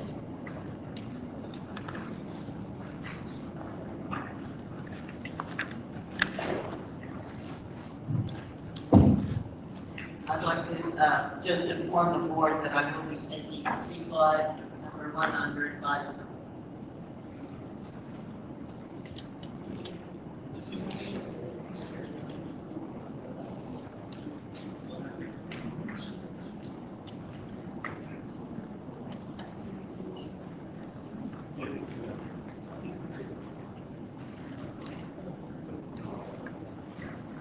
All right, because we're going to need people to go in exec. So whereas the open public meeting act allows for exclusions in discussion at the public portion of the meeting of certain matters as outlined below. Whereas Asbury Park Board of Education was to discuss such matters, it will make such decisions public once proper conclusion has been reached.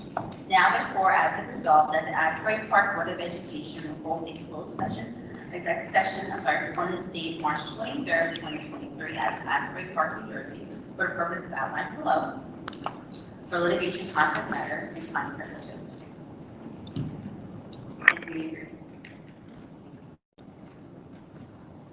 We have a motion.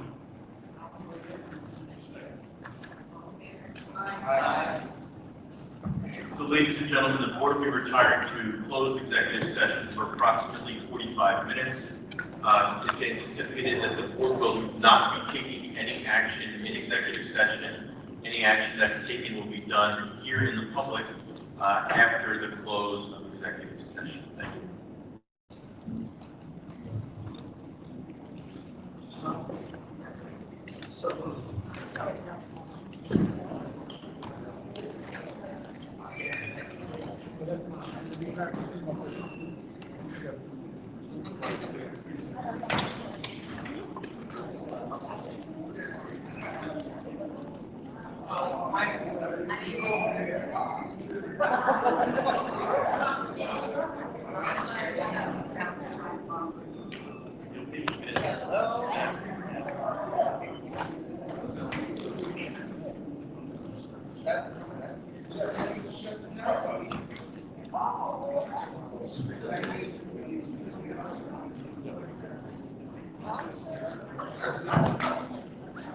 How are you? Thank you.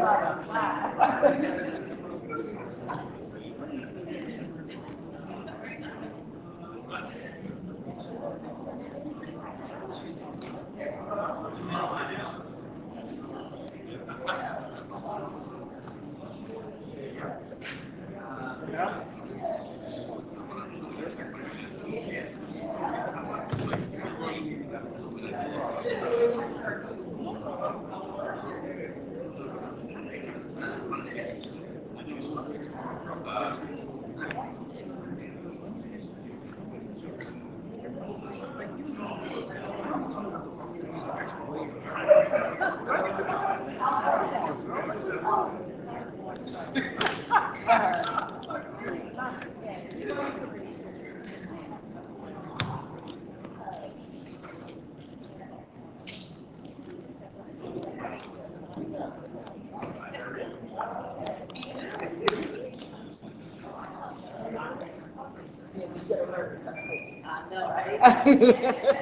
you later. Okay.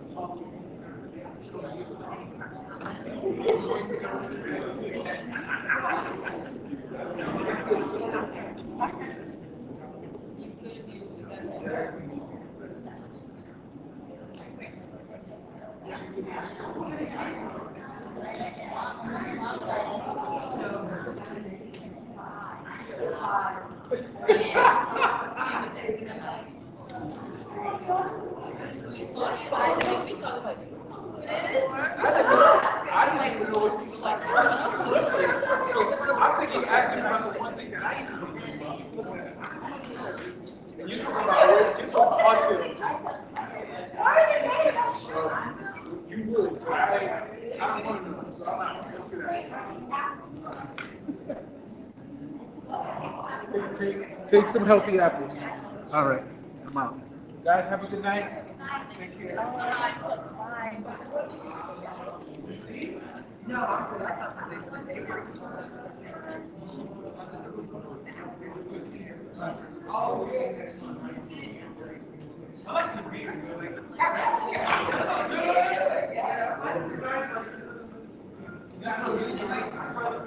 know what? I'm not mad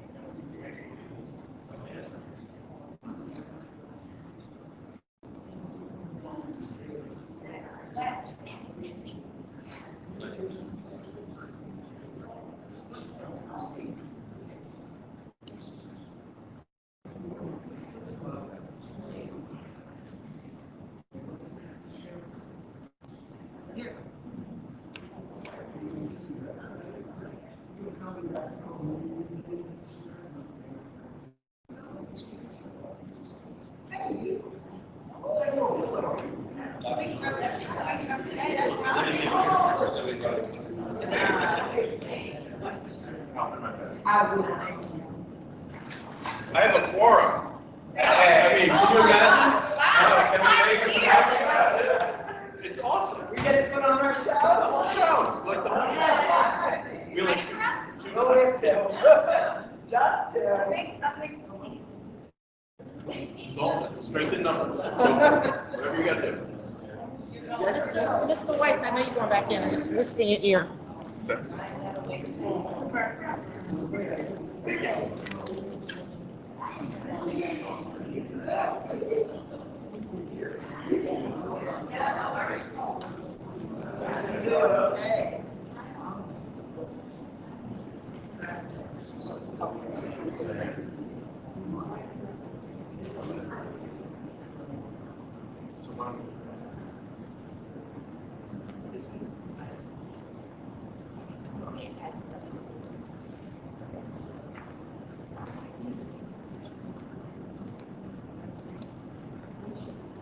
So, but I'm, so, I'm catching, like, I'm going to all.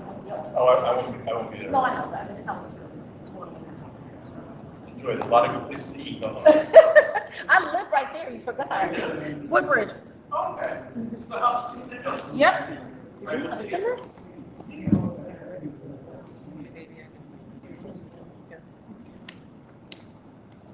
Hey, how are you? Good. Tired? Long days. Yes. Yeah. What you doing here? Somebody else did that. It's perfect.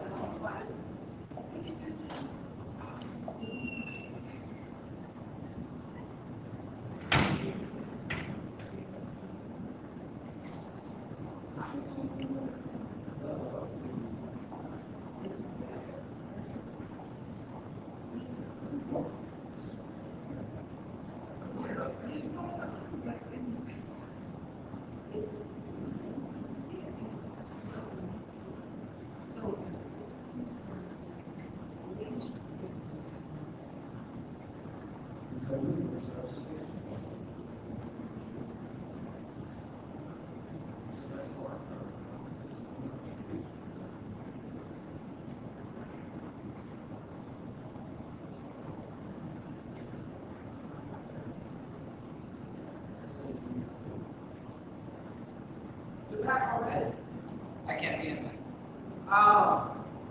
as a teacher. So I'm kicked out.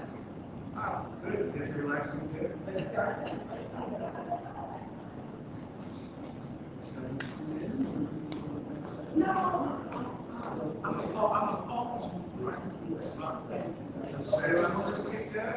You're out too. It's like Survivor. And then the people, I'm waiting on a, something from the ethics commission to deliver on whatever.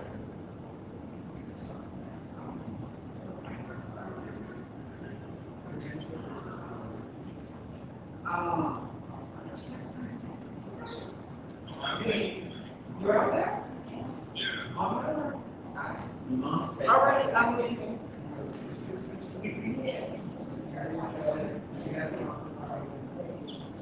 All right, bye. I'm waiting for you to get out. Oh, no. That long drive?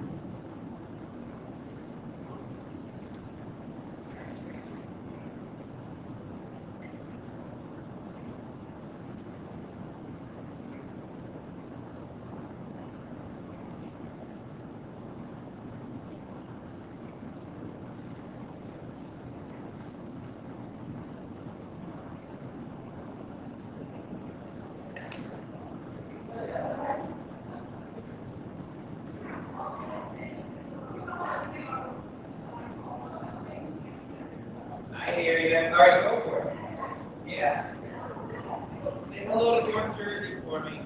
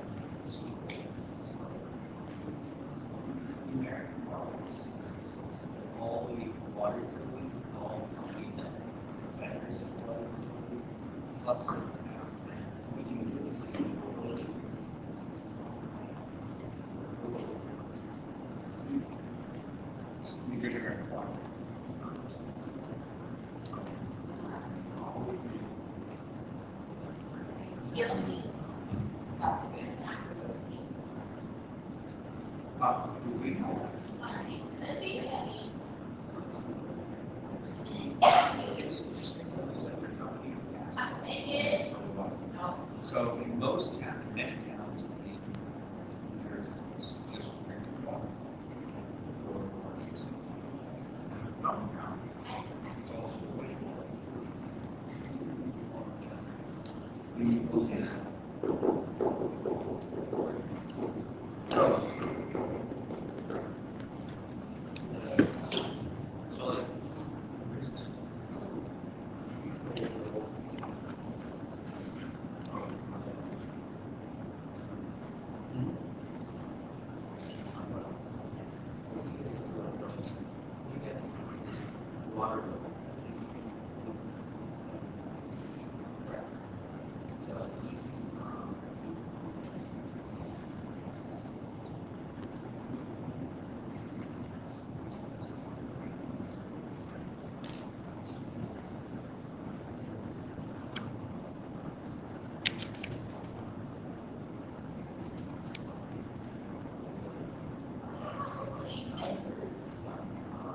what's that? Right? It's a waste. I usually go get it. You look good right there. You know what? Take a picture and send it to mom.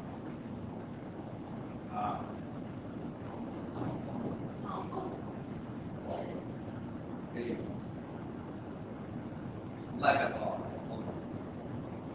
I'm gonna get the ball today. There we go.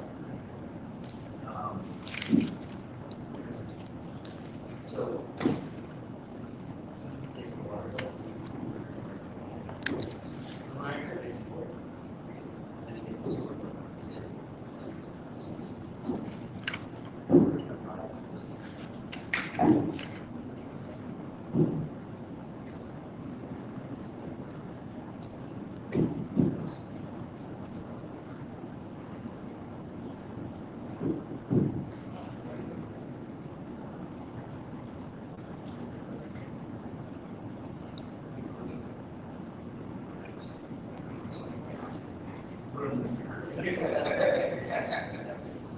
That's ocean, that's ocean.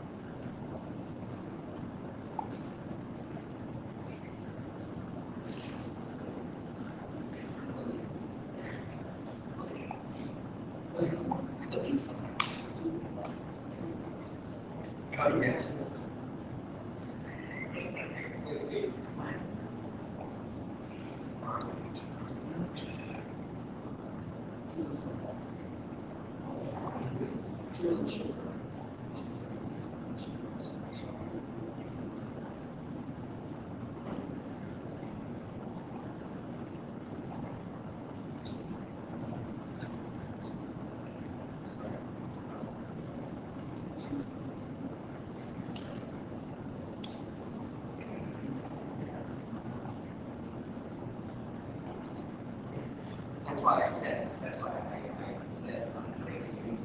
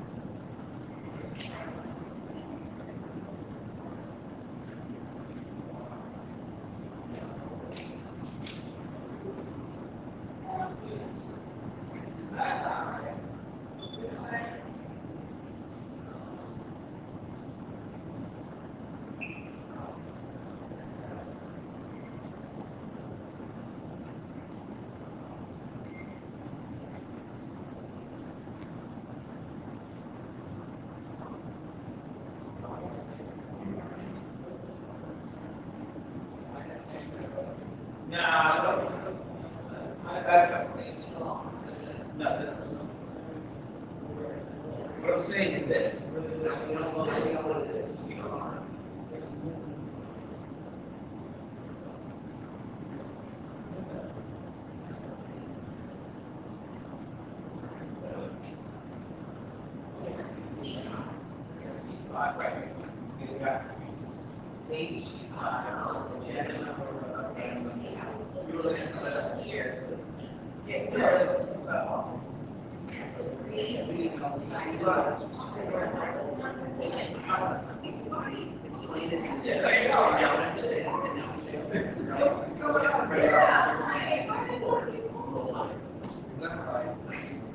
bring it up and we'll, what we want to vote on, we're going to get a separate motion. But here's the problem. We can't have, this line is going to be. It's not me. It's you. I just feel that mine said that Kate was going through something. I set it up. So we don't write it up. Yeah, it's very.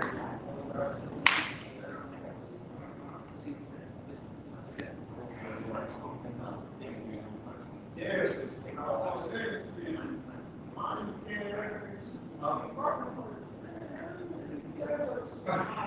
Because that's gonna happen. I'm agreeing. I agree. You're laughing. I'm not laughing. Yeah, let's figure this out. Is that what they're doing? Listen. Can you listen in here? You can do those. let's do it. Let's go.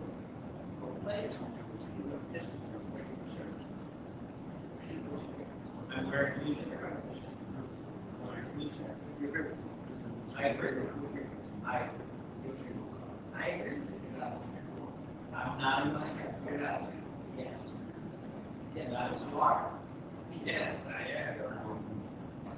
See, I'm pointing out behavior. Okay, I see. You point out changes. Yeah. Oh, I see. It's like beginning. See, it's not that big.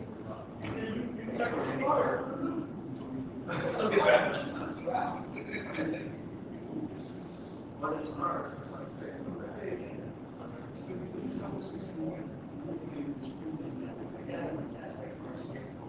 Never called that. Who's that? That's Park, here. I don't know, I saw you starting like 2 years ago. And I emailed him and I said, hey.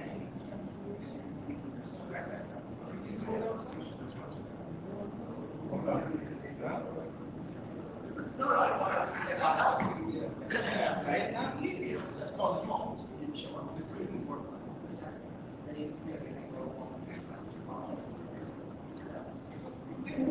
I didn't say that. I was like, okay, maybe someone wants to be like, you don't show up, you set up the meeting.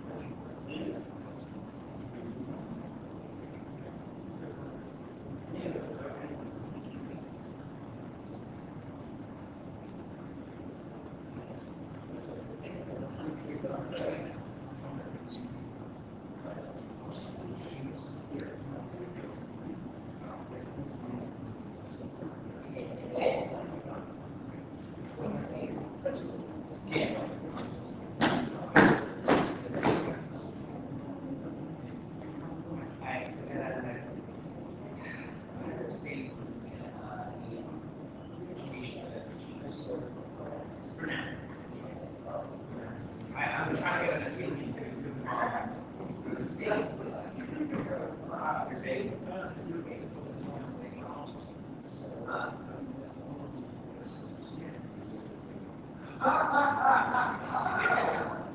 Oh, Mr. Monty, you share one. That's it. So, is there something that? Well, it's up to you. It's got to do with money.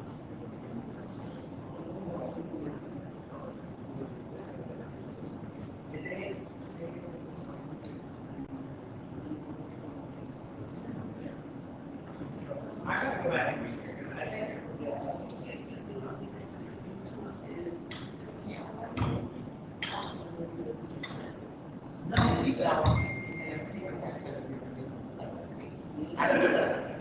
but I'm not being very successful.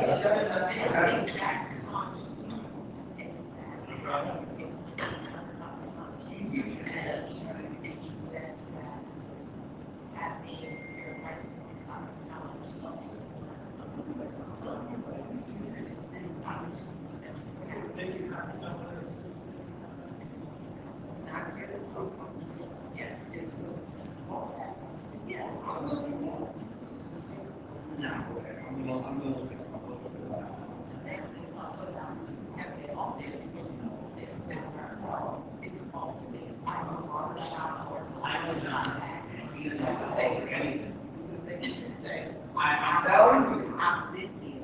I've been here.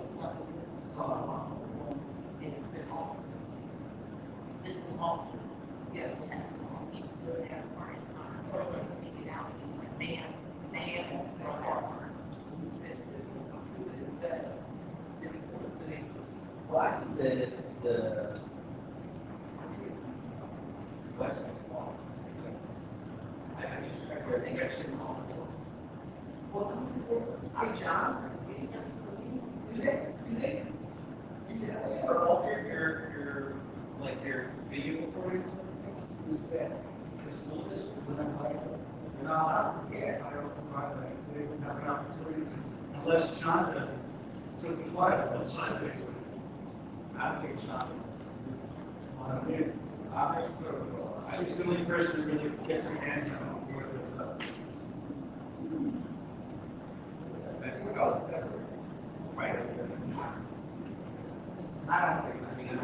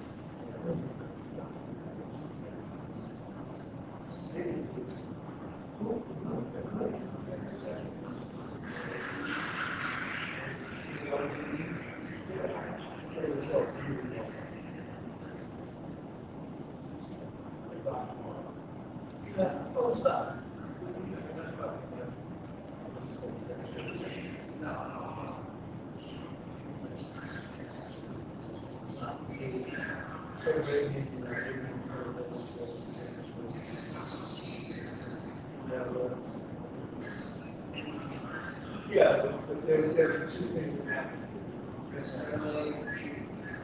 Yeah, that actually,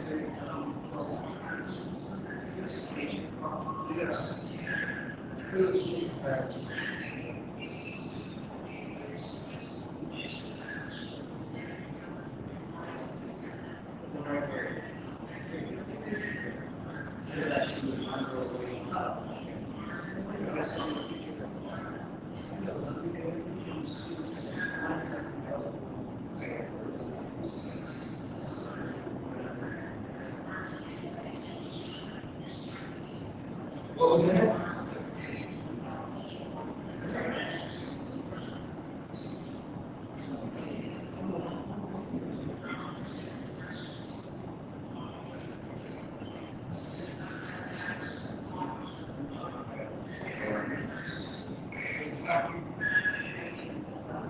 I am good.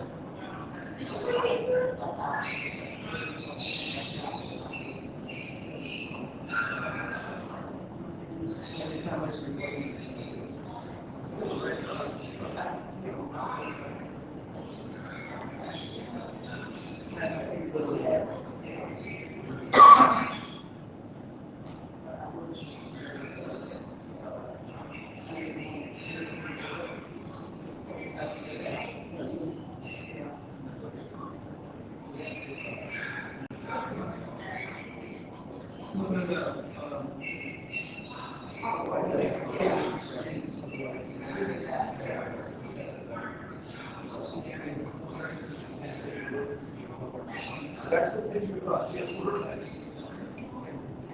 Less than that. They like to be. Yes.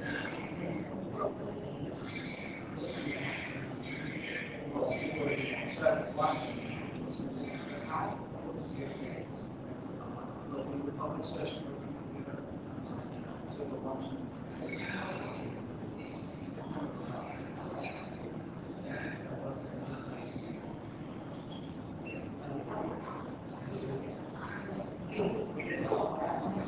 That's the same now.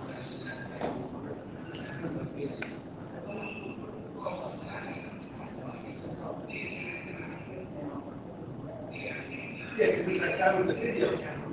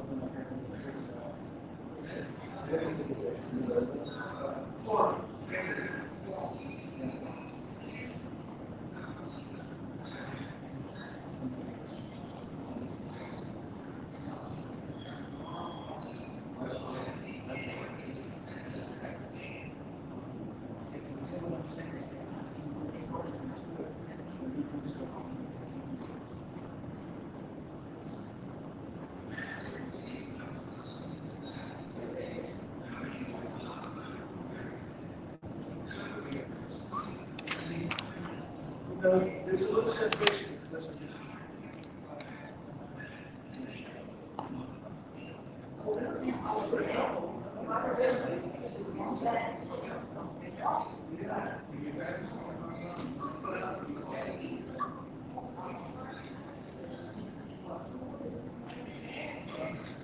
But it's not, the camera hasn't changed. I know, but the camera hasn't changed. I understand, the camera has changed. No, I remember you saying something about that, I don't. Can you read this quote or? I totally believe it.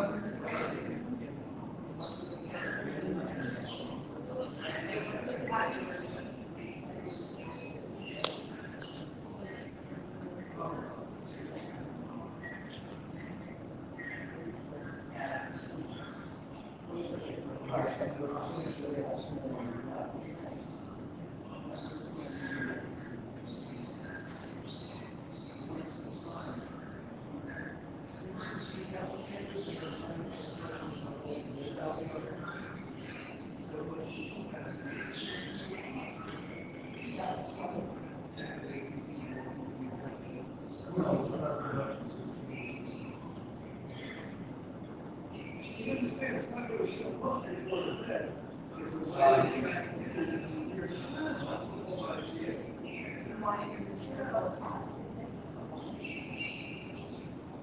No matter what.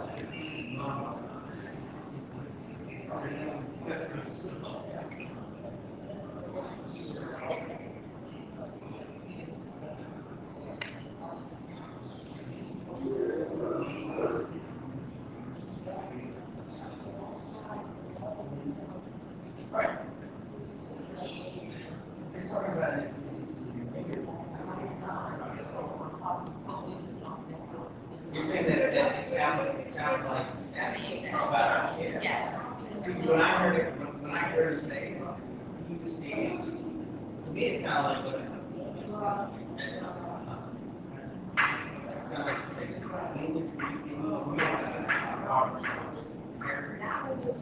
that's one of the first ones.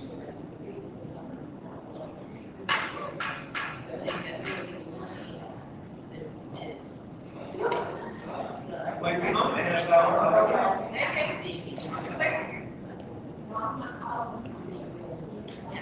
I totally understand.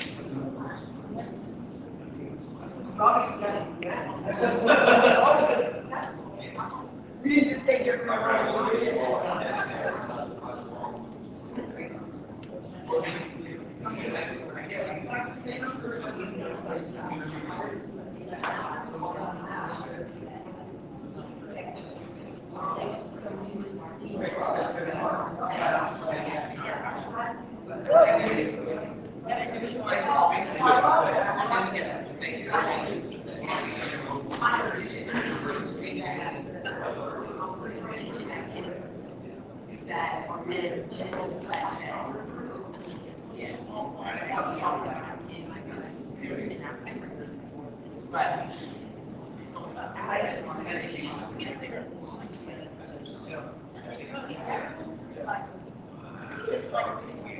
I don't know.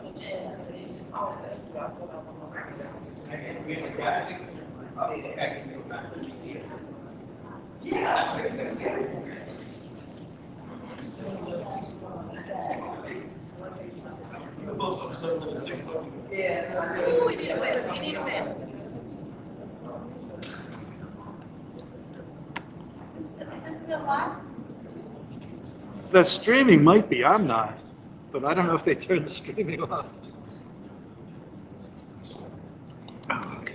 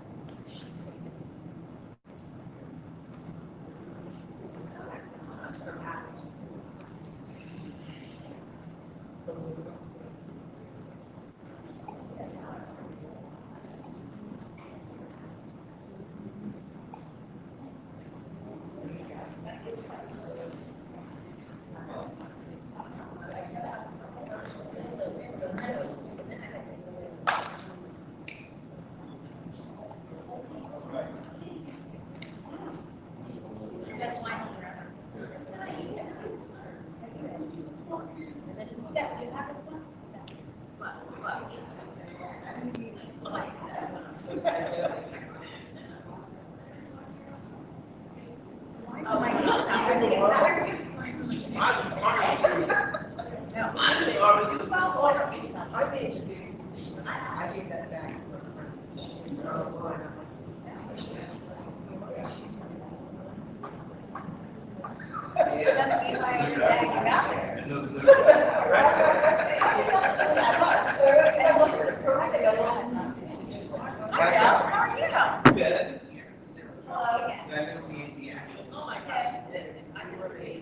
Yeah. The next coffee gets so turned out. That the board has to approve. If we have coffee. Well, here's the thing. Great job. Yeah. I put on the thing board member. So now figure out who has coffee with Joe. There's. So do it there. You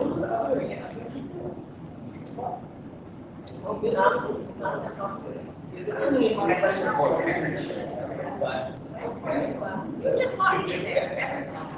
Well, you should have.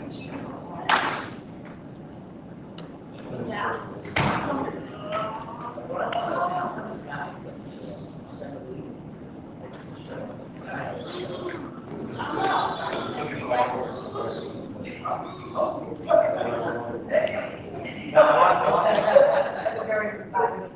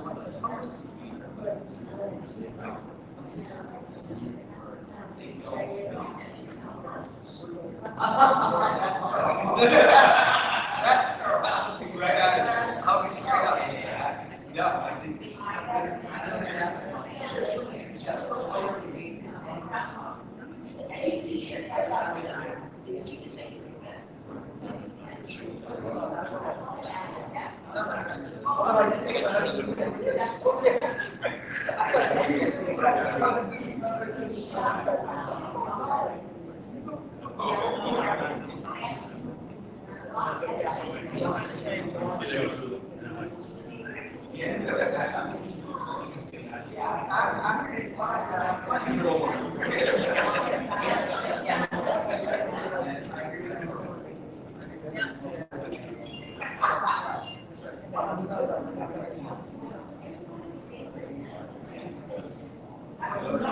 Stella.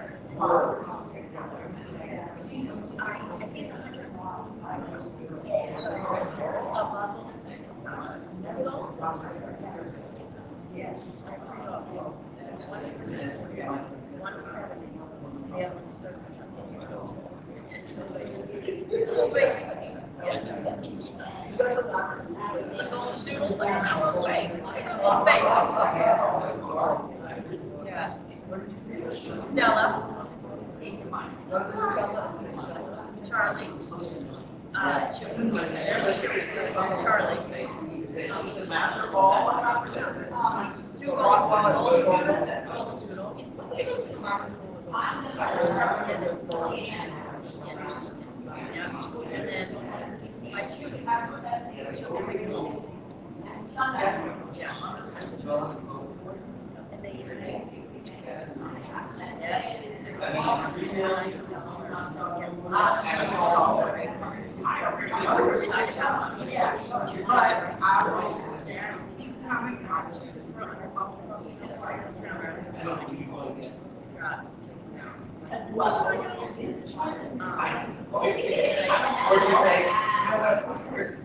I got mail, I gave my car first.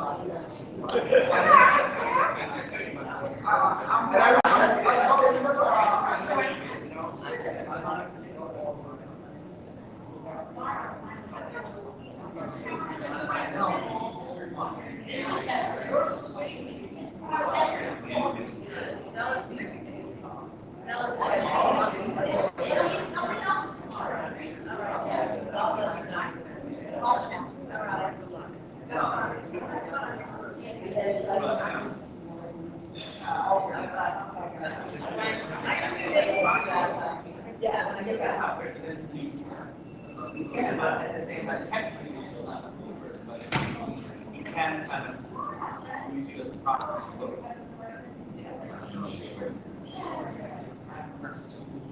That's why it's just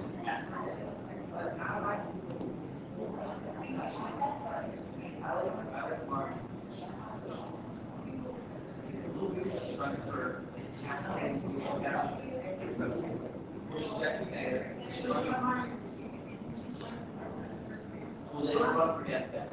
Okay, nominated after they get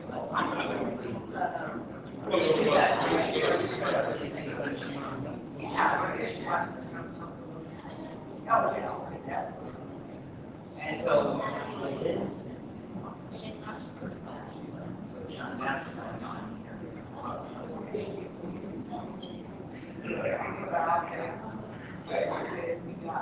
well, she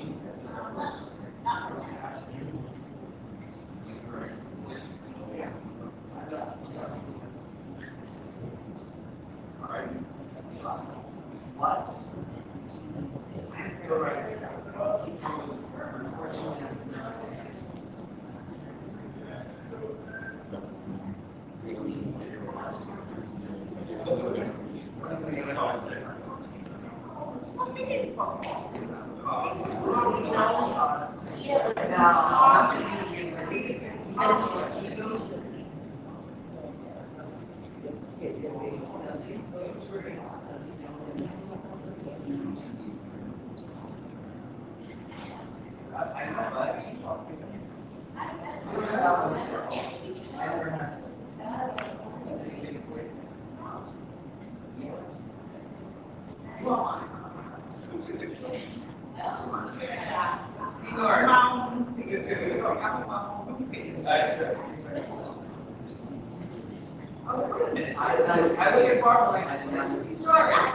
I should be right here. I should. I'm supposed to be right here. I am. So what he's saying is, Senora Tracy's out of here. If that's you and Tracy should be at the. If that's the case, No, so, yeah, Ken should be here. I should be here. Remy, then Remy, and you, and then you, and then Tracy, yeah. That should be, that should be. We have motions. No, I know, you know why? That's what I said. Listen, hey, Robert,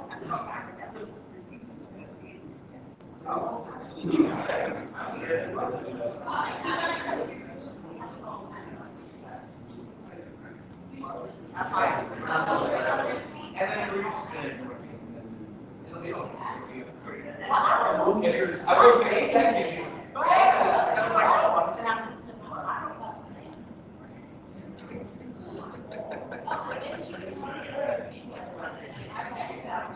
No, we'll just say.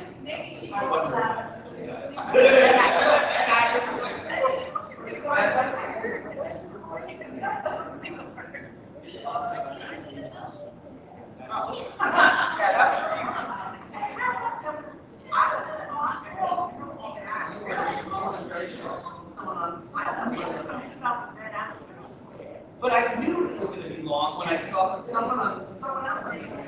So yeah, higher paper. I read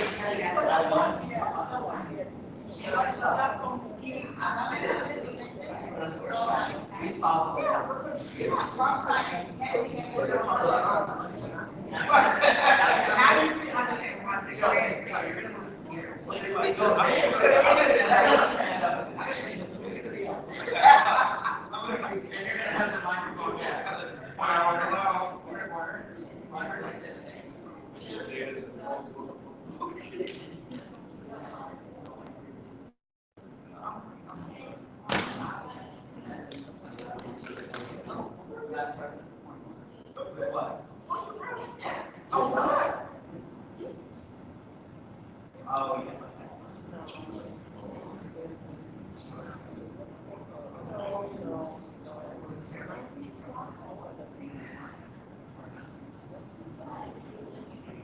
I looked at it.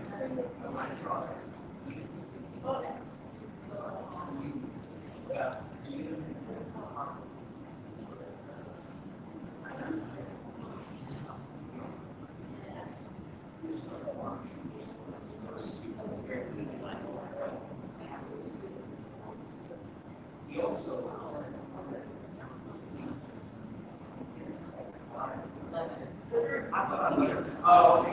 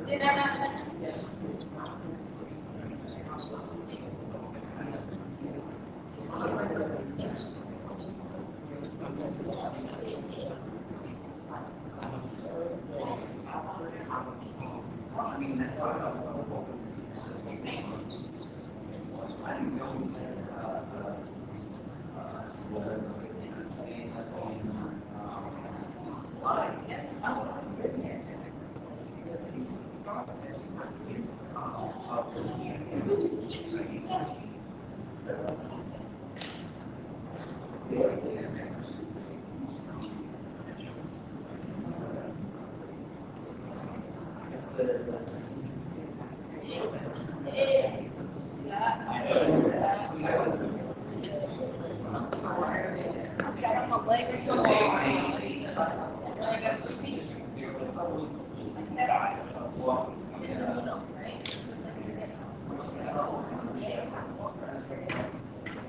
same thing,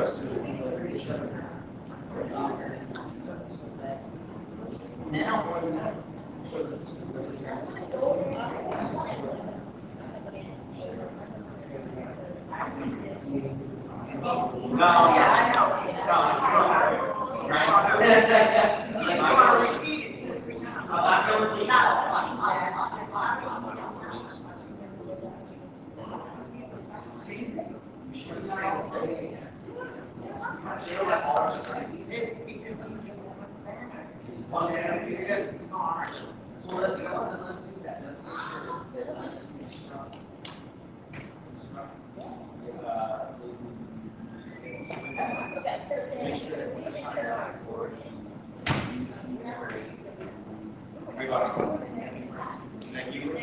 Next question, please. Other remarks? Please. and you write this, the question. I could afford to like leave marks. Oh, right. And then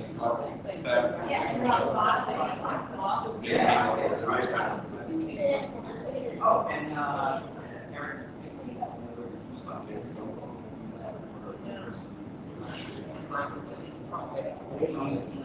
Okay, so now,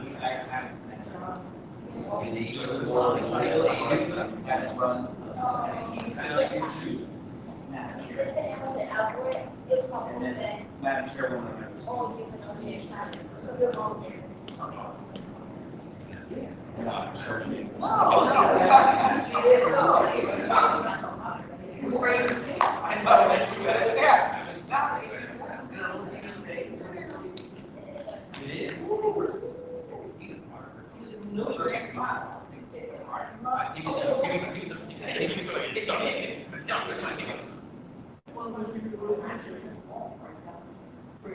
Yeah, that's right.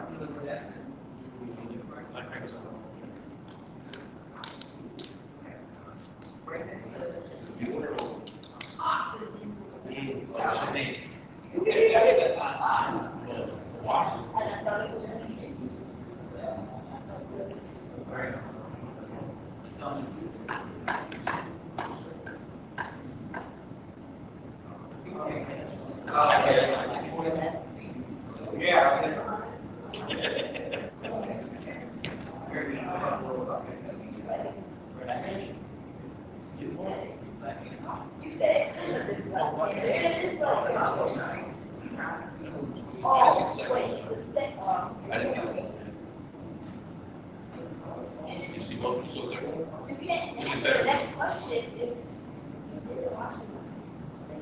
I know it's fun. Is it all I guess it's. Man, I'm trying to get. You can carry it.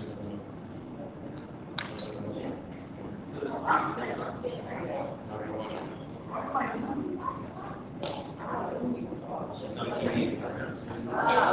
Oh, yeah. Okay. My TV's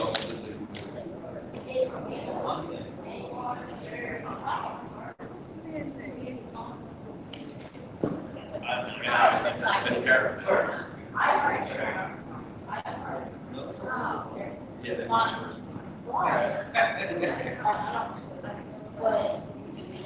I would say no,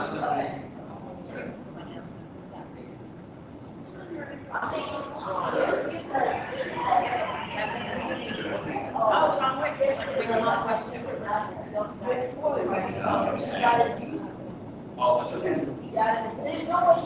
Nah, that could be, give me creepy. More ways to say why.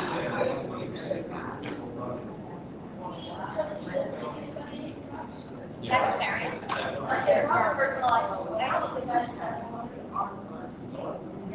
You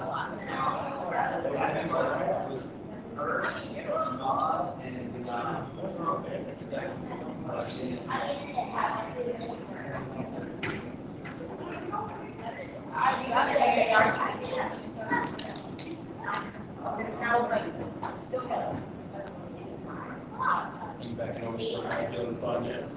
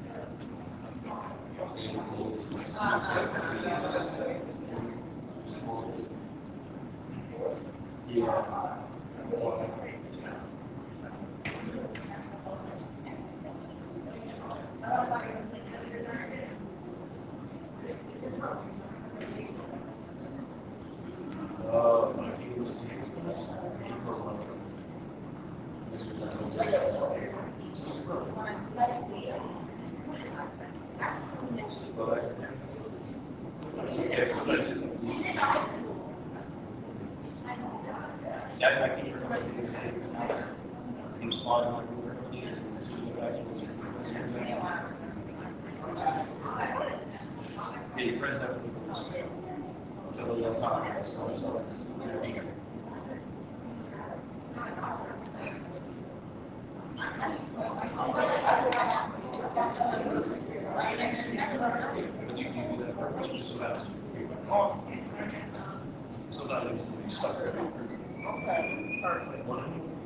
Perfect, great.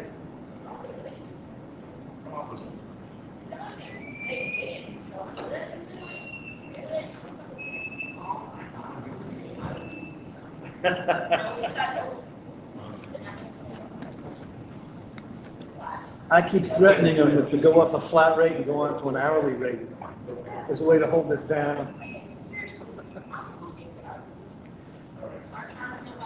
That's what I mean.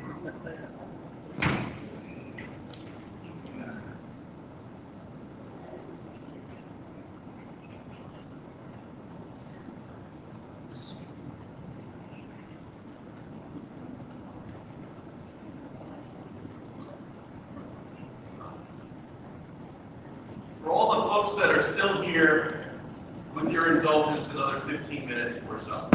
Thank you.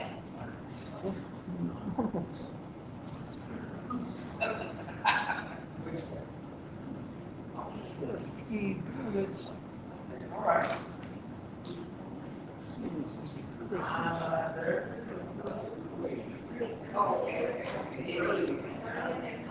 No, they're not coming on, I swear to God, they're not just sitting around. Finish the same. They would definitely finish this.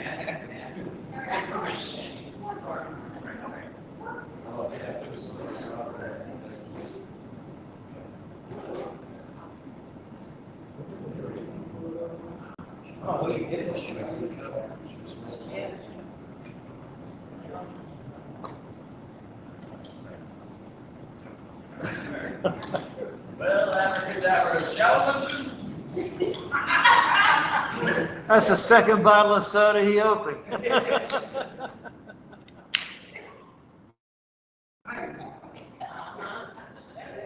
even ask her, Scotty. Don't even ask her. A lot of sugar, a lot of sugar. Robbie, just brag that you didn't get him any soda. I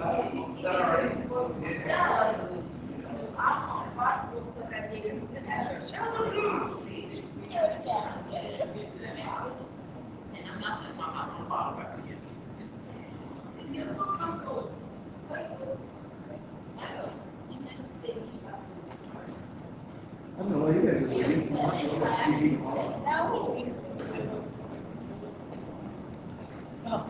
You're so good. Our YouTube page. There.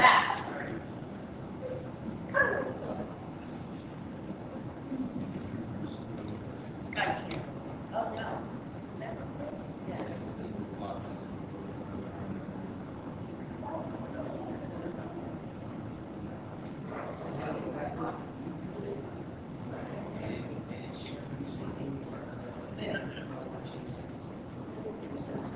Slide it in, let's see if anybody knows.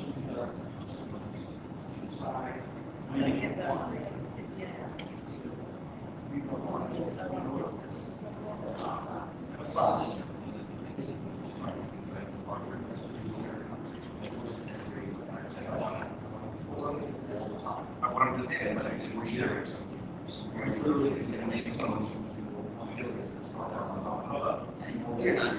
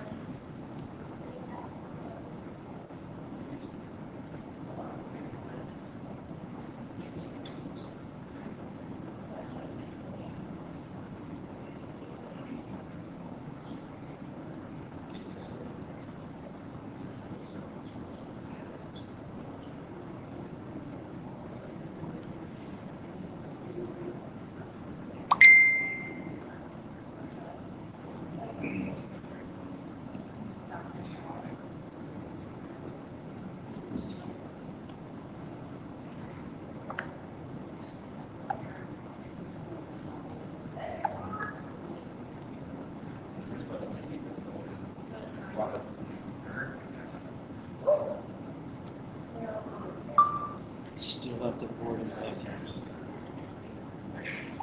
Check the smoke detector. Second red light on the smoke detector.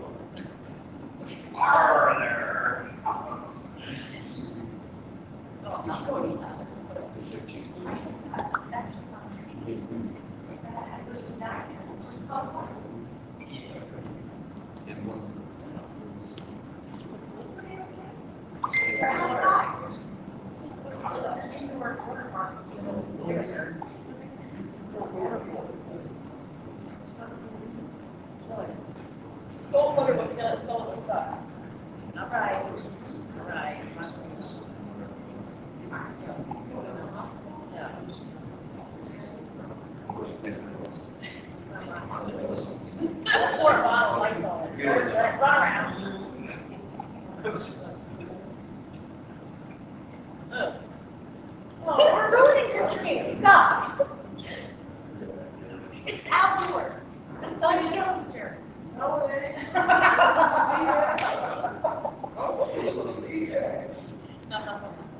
Oh, you are. Oh, I'm not.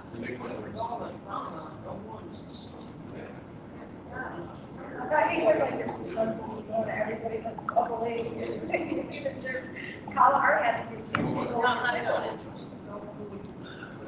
I'll send a picture of you next to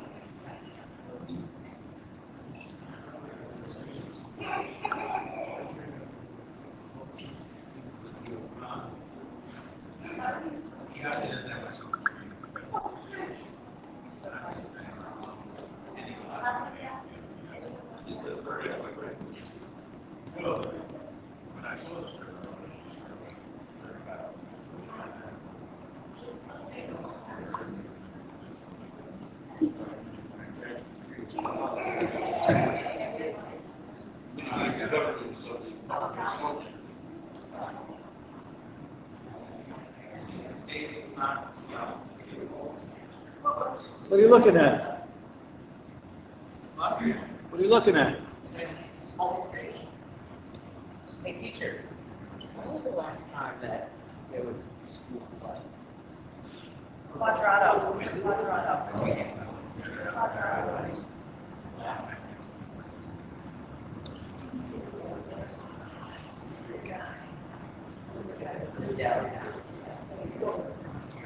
That was Karen.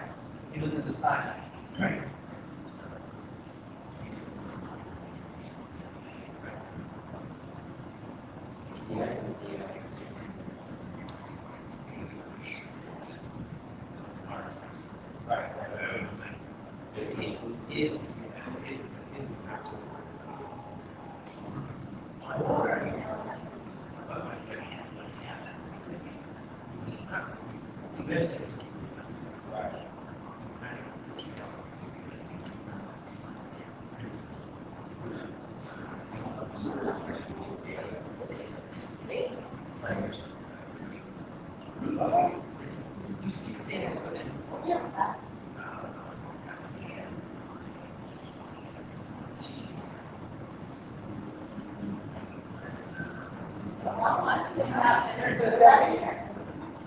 Over a decade.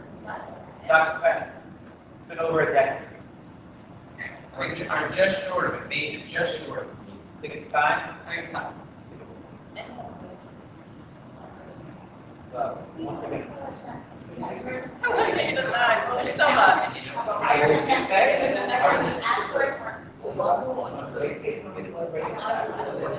I'm saying, what you're saying. It's like you're reading my mind, where I was talking about. There's 3 parades we have.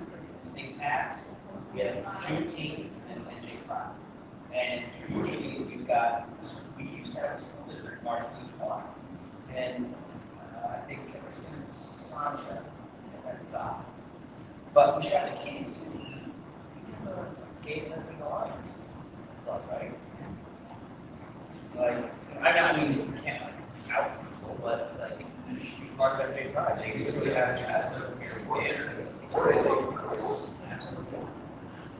So we'll make sure.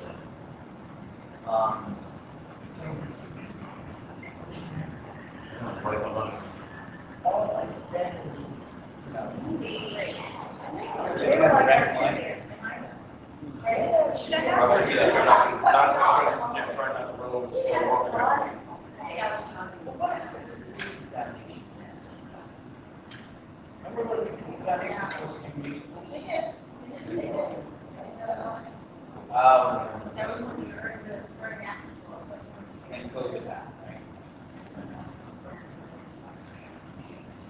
Okay. Right. I'm just gonna kick the door and tell them it's been over 15 minutes. Hey.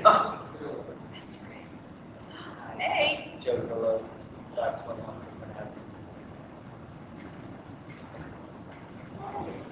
Can I get my agreement? Mr. Grillo.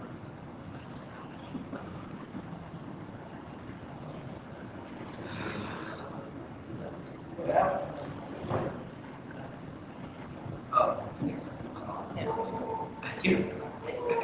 What's wrong with the doctor? I don't know. That's Jeff's. I stay away from it. It could be streaming right now. It might not be. I've got no idea. Well, if it is, it's watching Gerald. I know, right? Walk around a lot, it's right, it's little brothers. It's actually easy.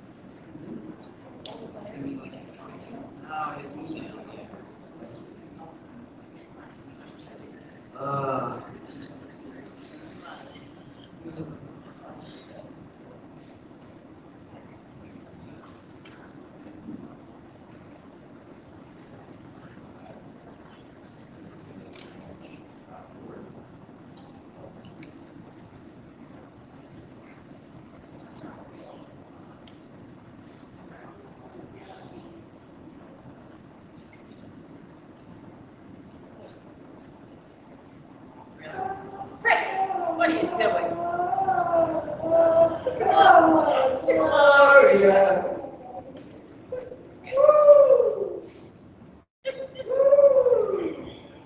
Yeah, you have a chorus developing for your school show.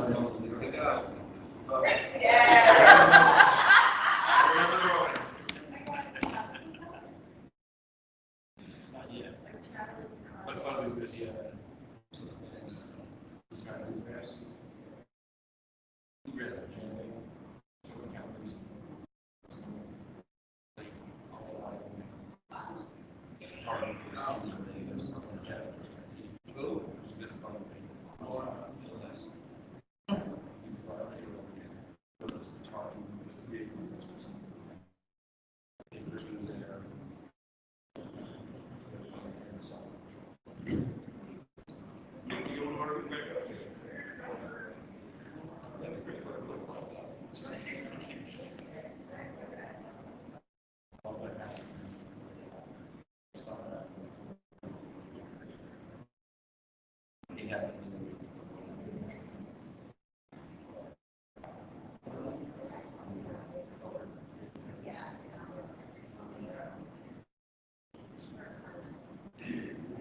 I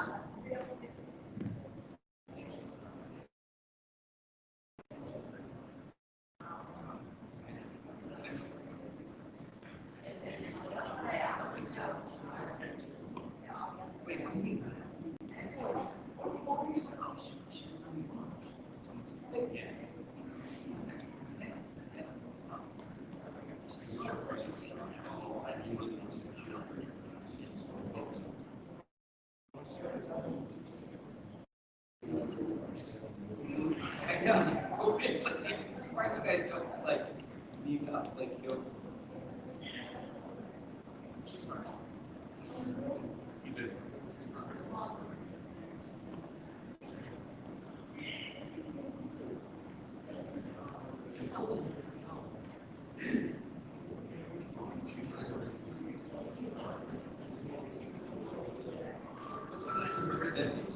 Oh, New Jersey.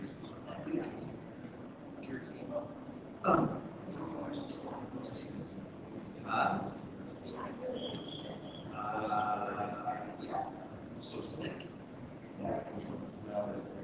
Pennsylvania.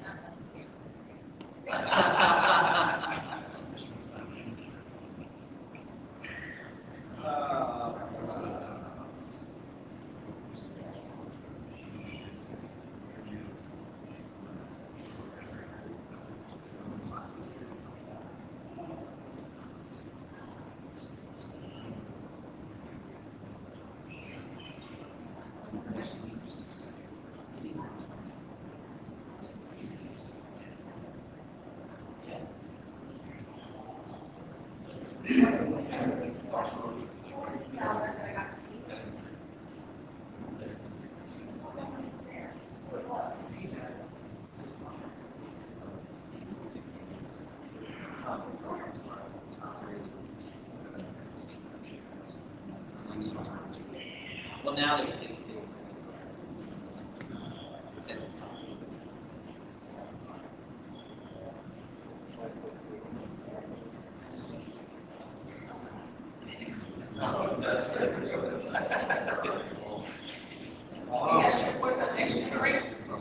yeah, seriously, what is going on? Thanks. And Miller Lake. I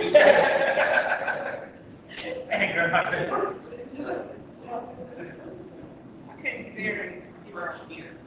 Oh, that's my apologies. Yes.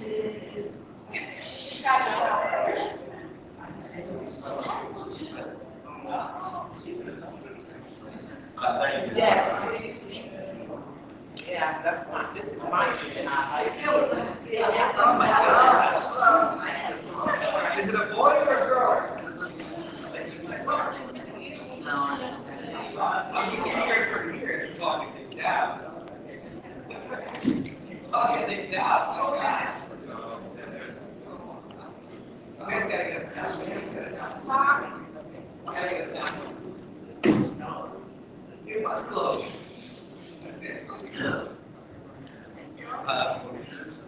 You know what? These walls are big. I'm just. Oh, it's the king.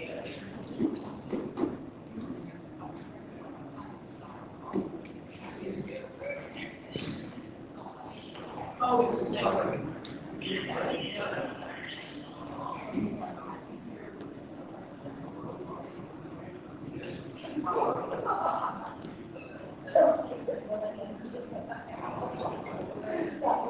Oh, yeah.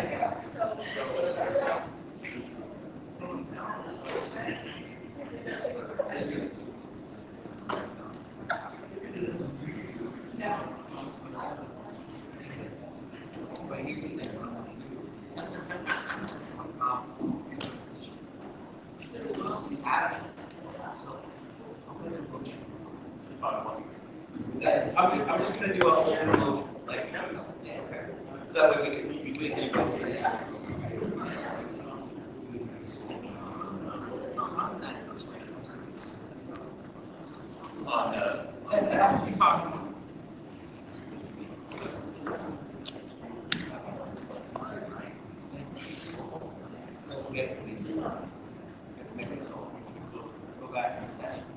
Motion to close executives.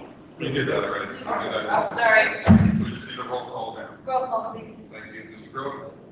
Here. Mrs. Zelinski? Here. Dr. Penna? Here. Mr. Running? Here. Ms. Ricks? Here. Mr. Rogers? Here. Mr. Saunders? Here. Ms. Osei? Here. Ms. Cook? Here.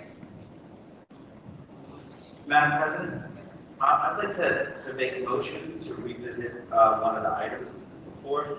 So I'll make the motion and then someone else will second it.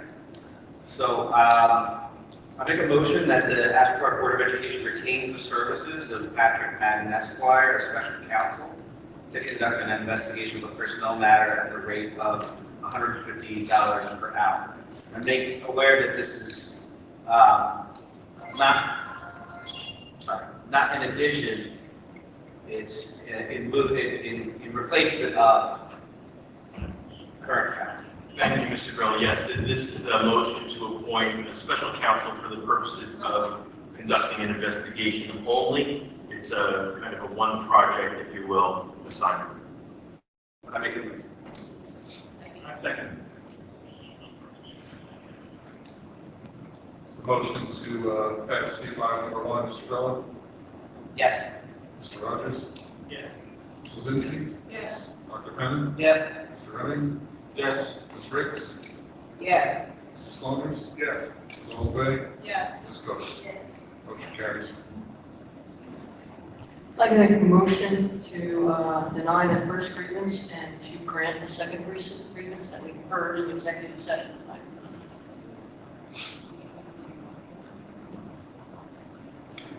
I would just suggest that it be done as two separate motions, just to have the record. All right, nobody seconded, so I'm calling it back. The motion to deny the first grievance presented by the APTA tonight in executive session. Do a second, please.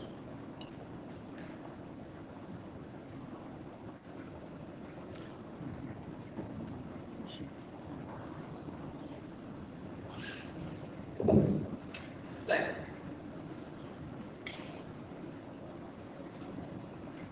So motion to deny grievance number 1, Mrs. Zelinski? Yes. Ms. Osei? Yes. Mr. Grillo? Abstain? Dr. Penna? Abstain? Mr. Running? No. Ms. Ricks? Abstain. Mr. Rogers? No. Mr. Saunders? No. And Ms. Cook?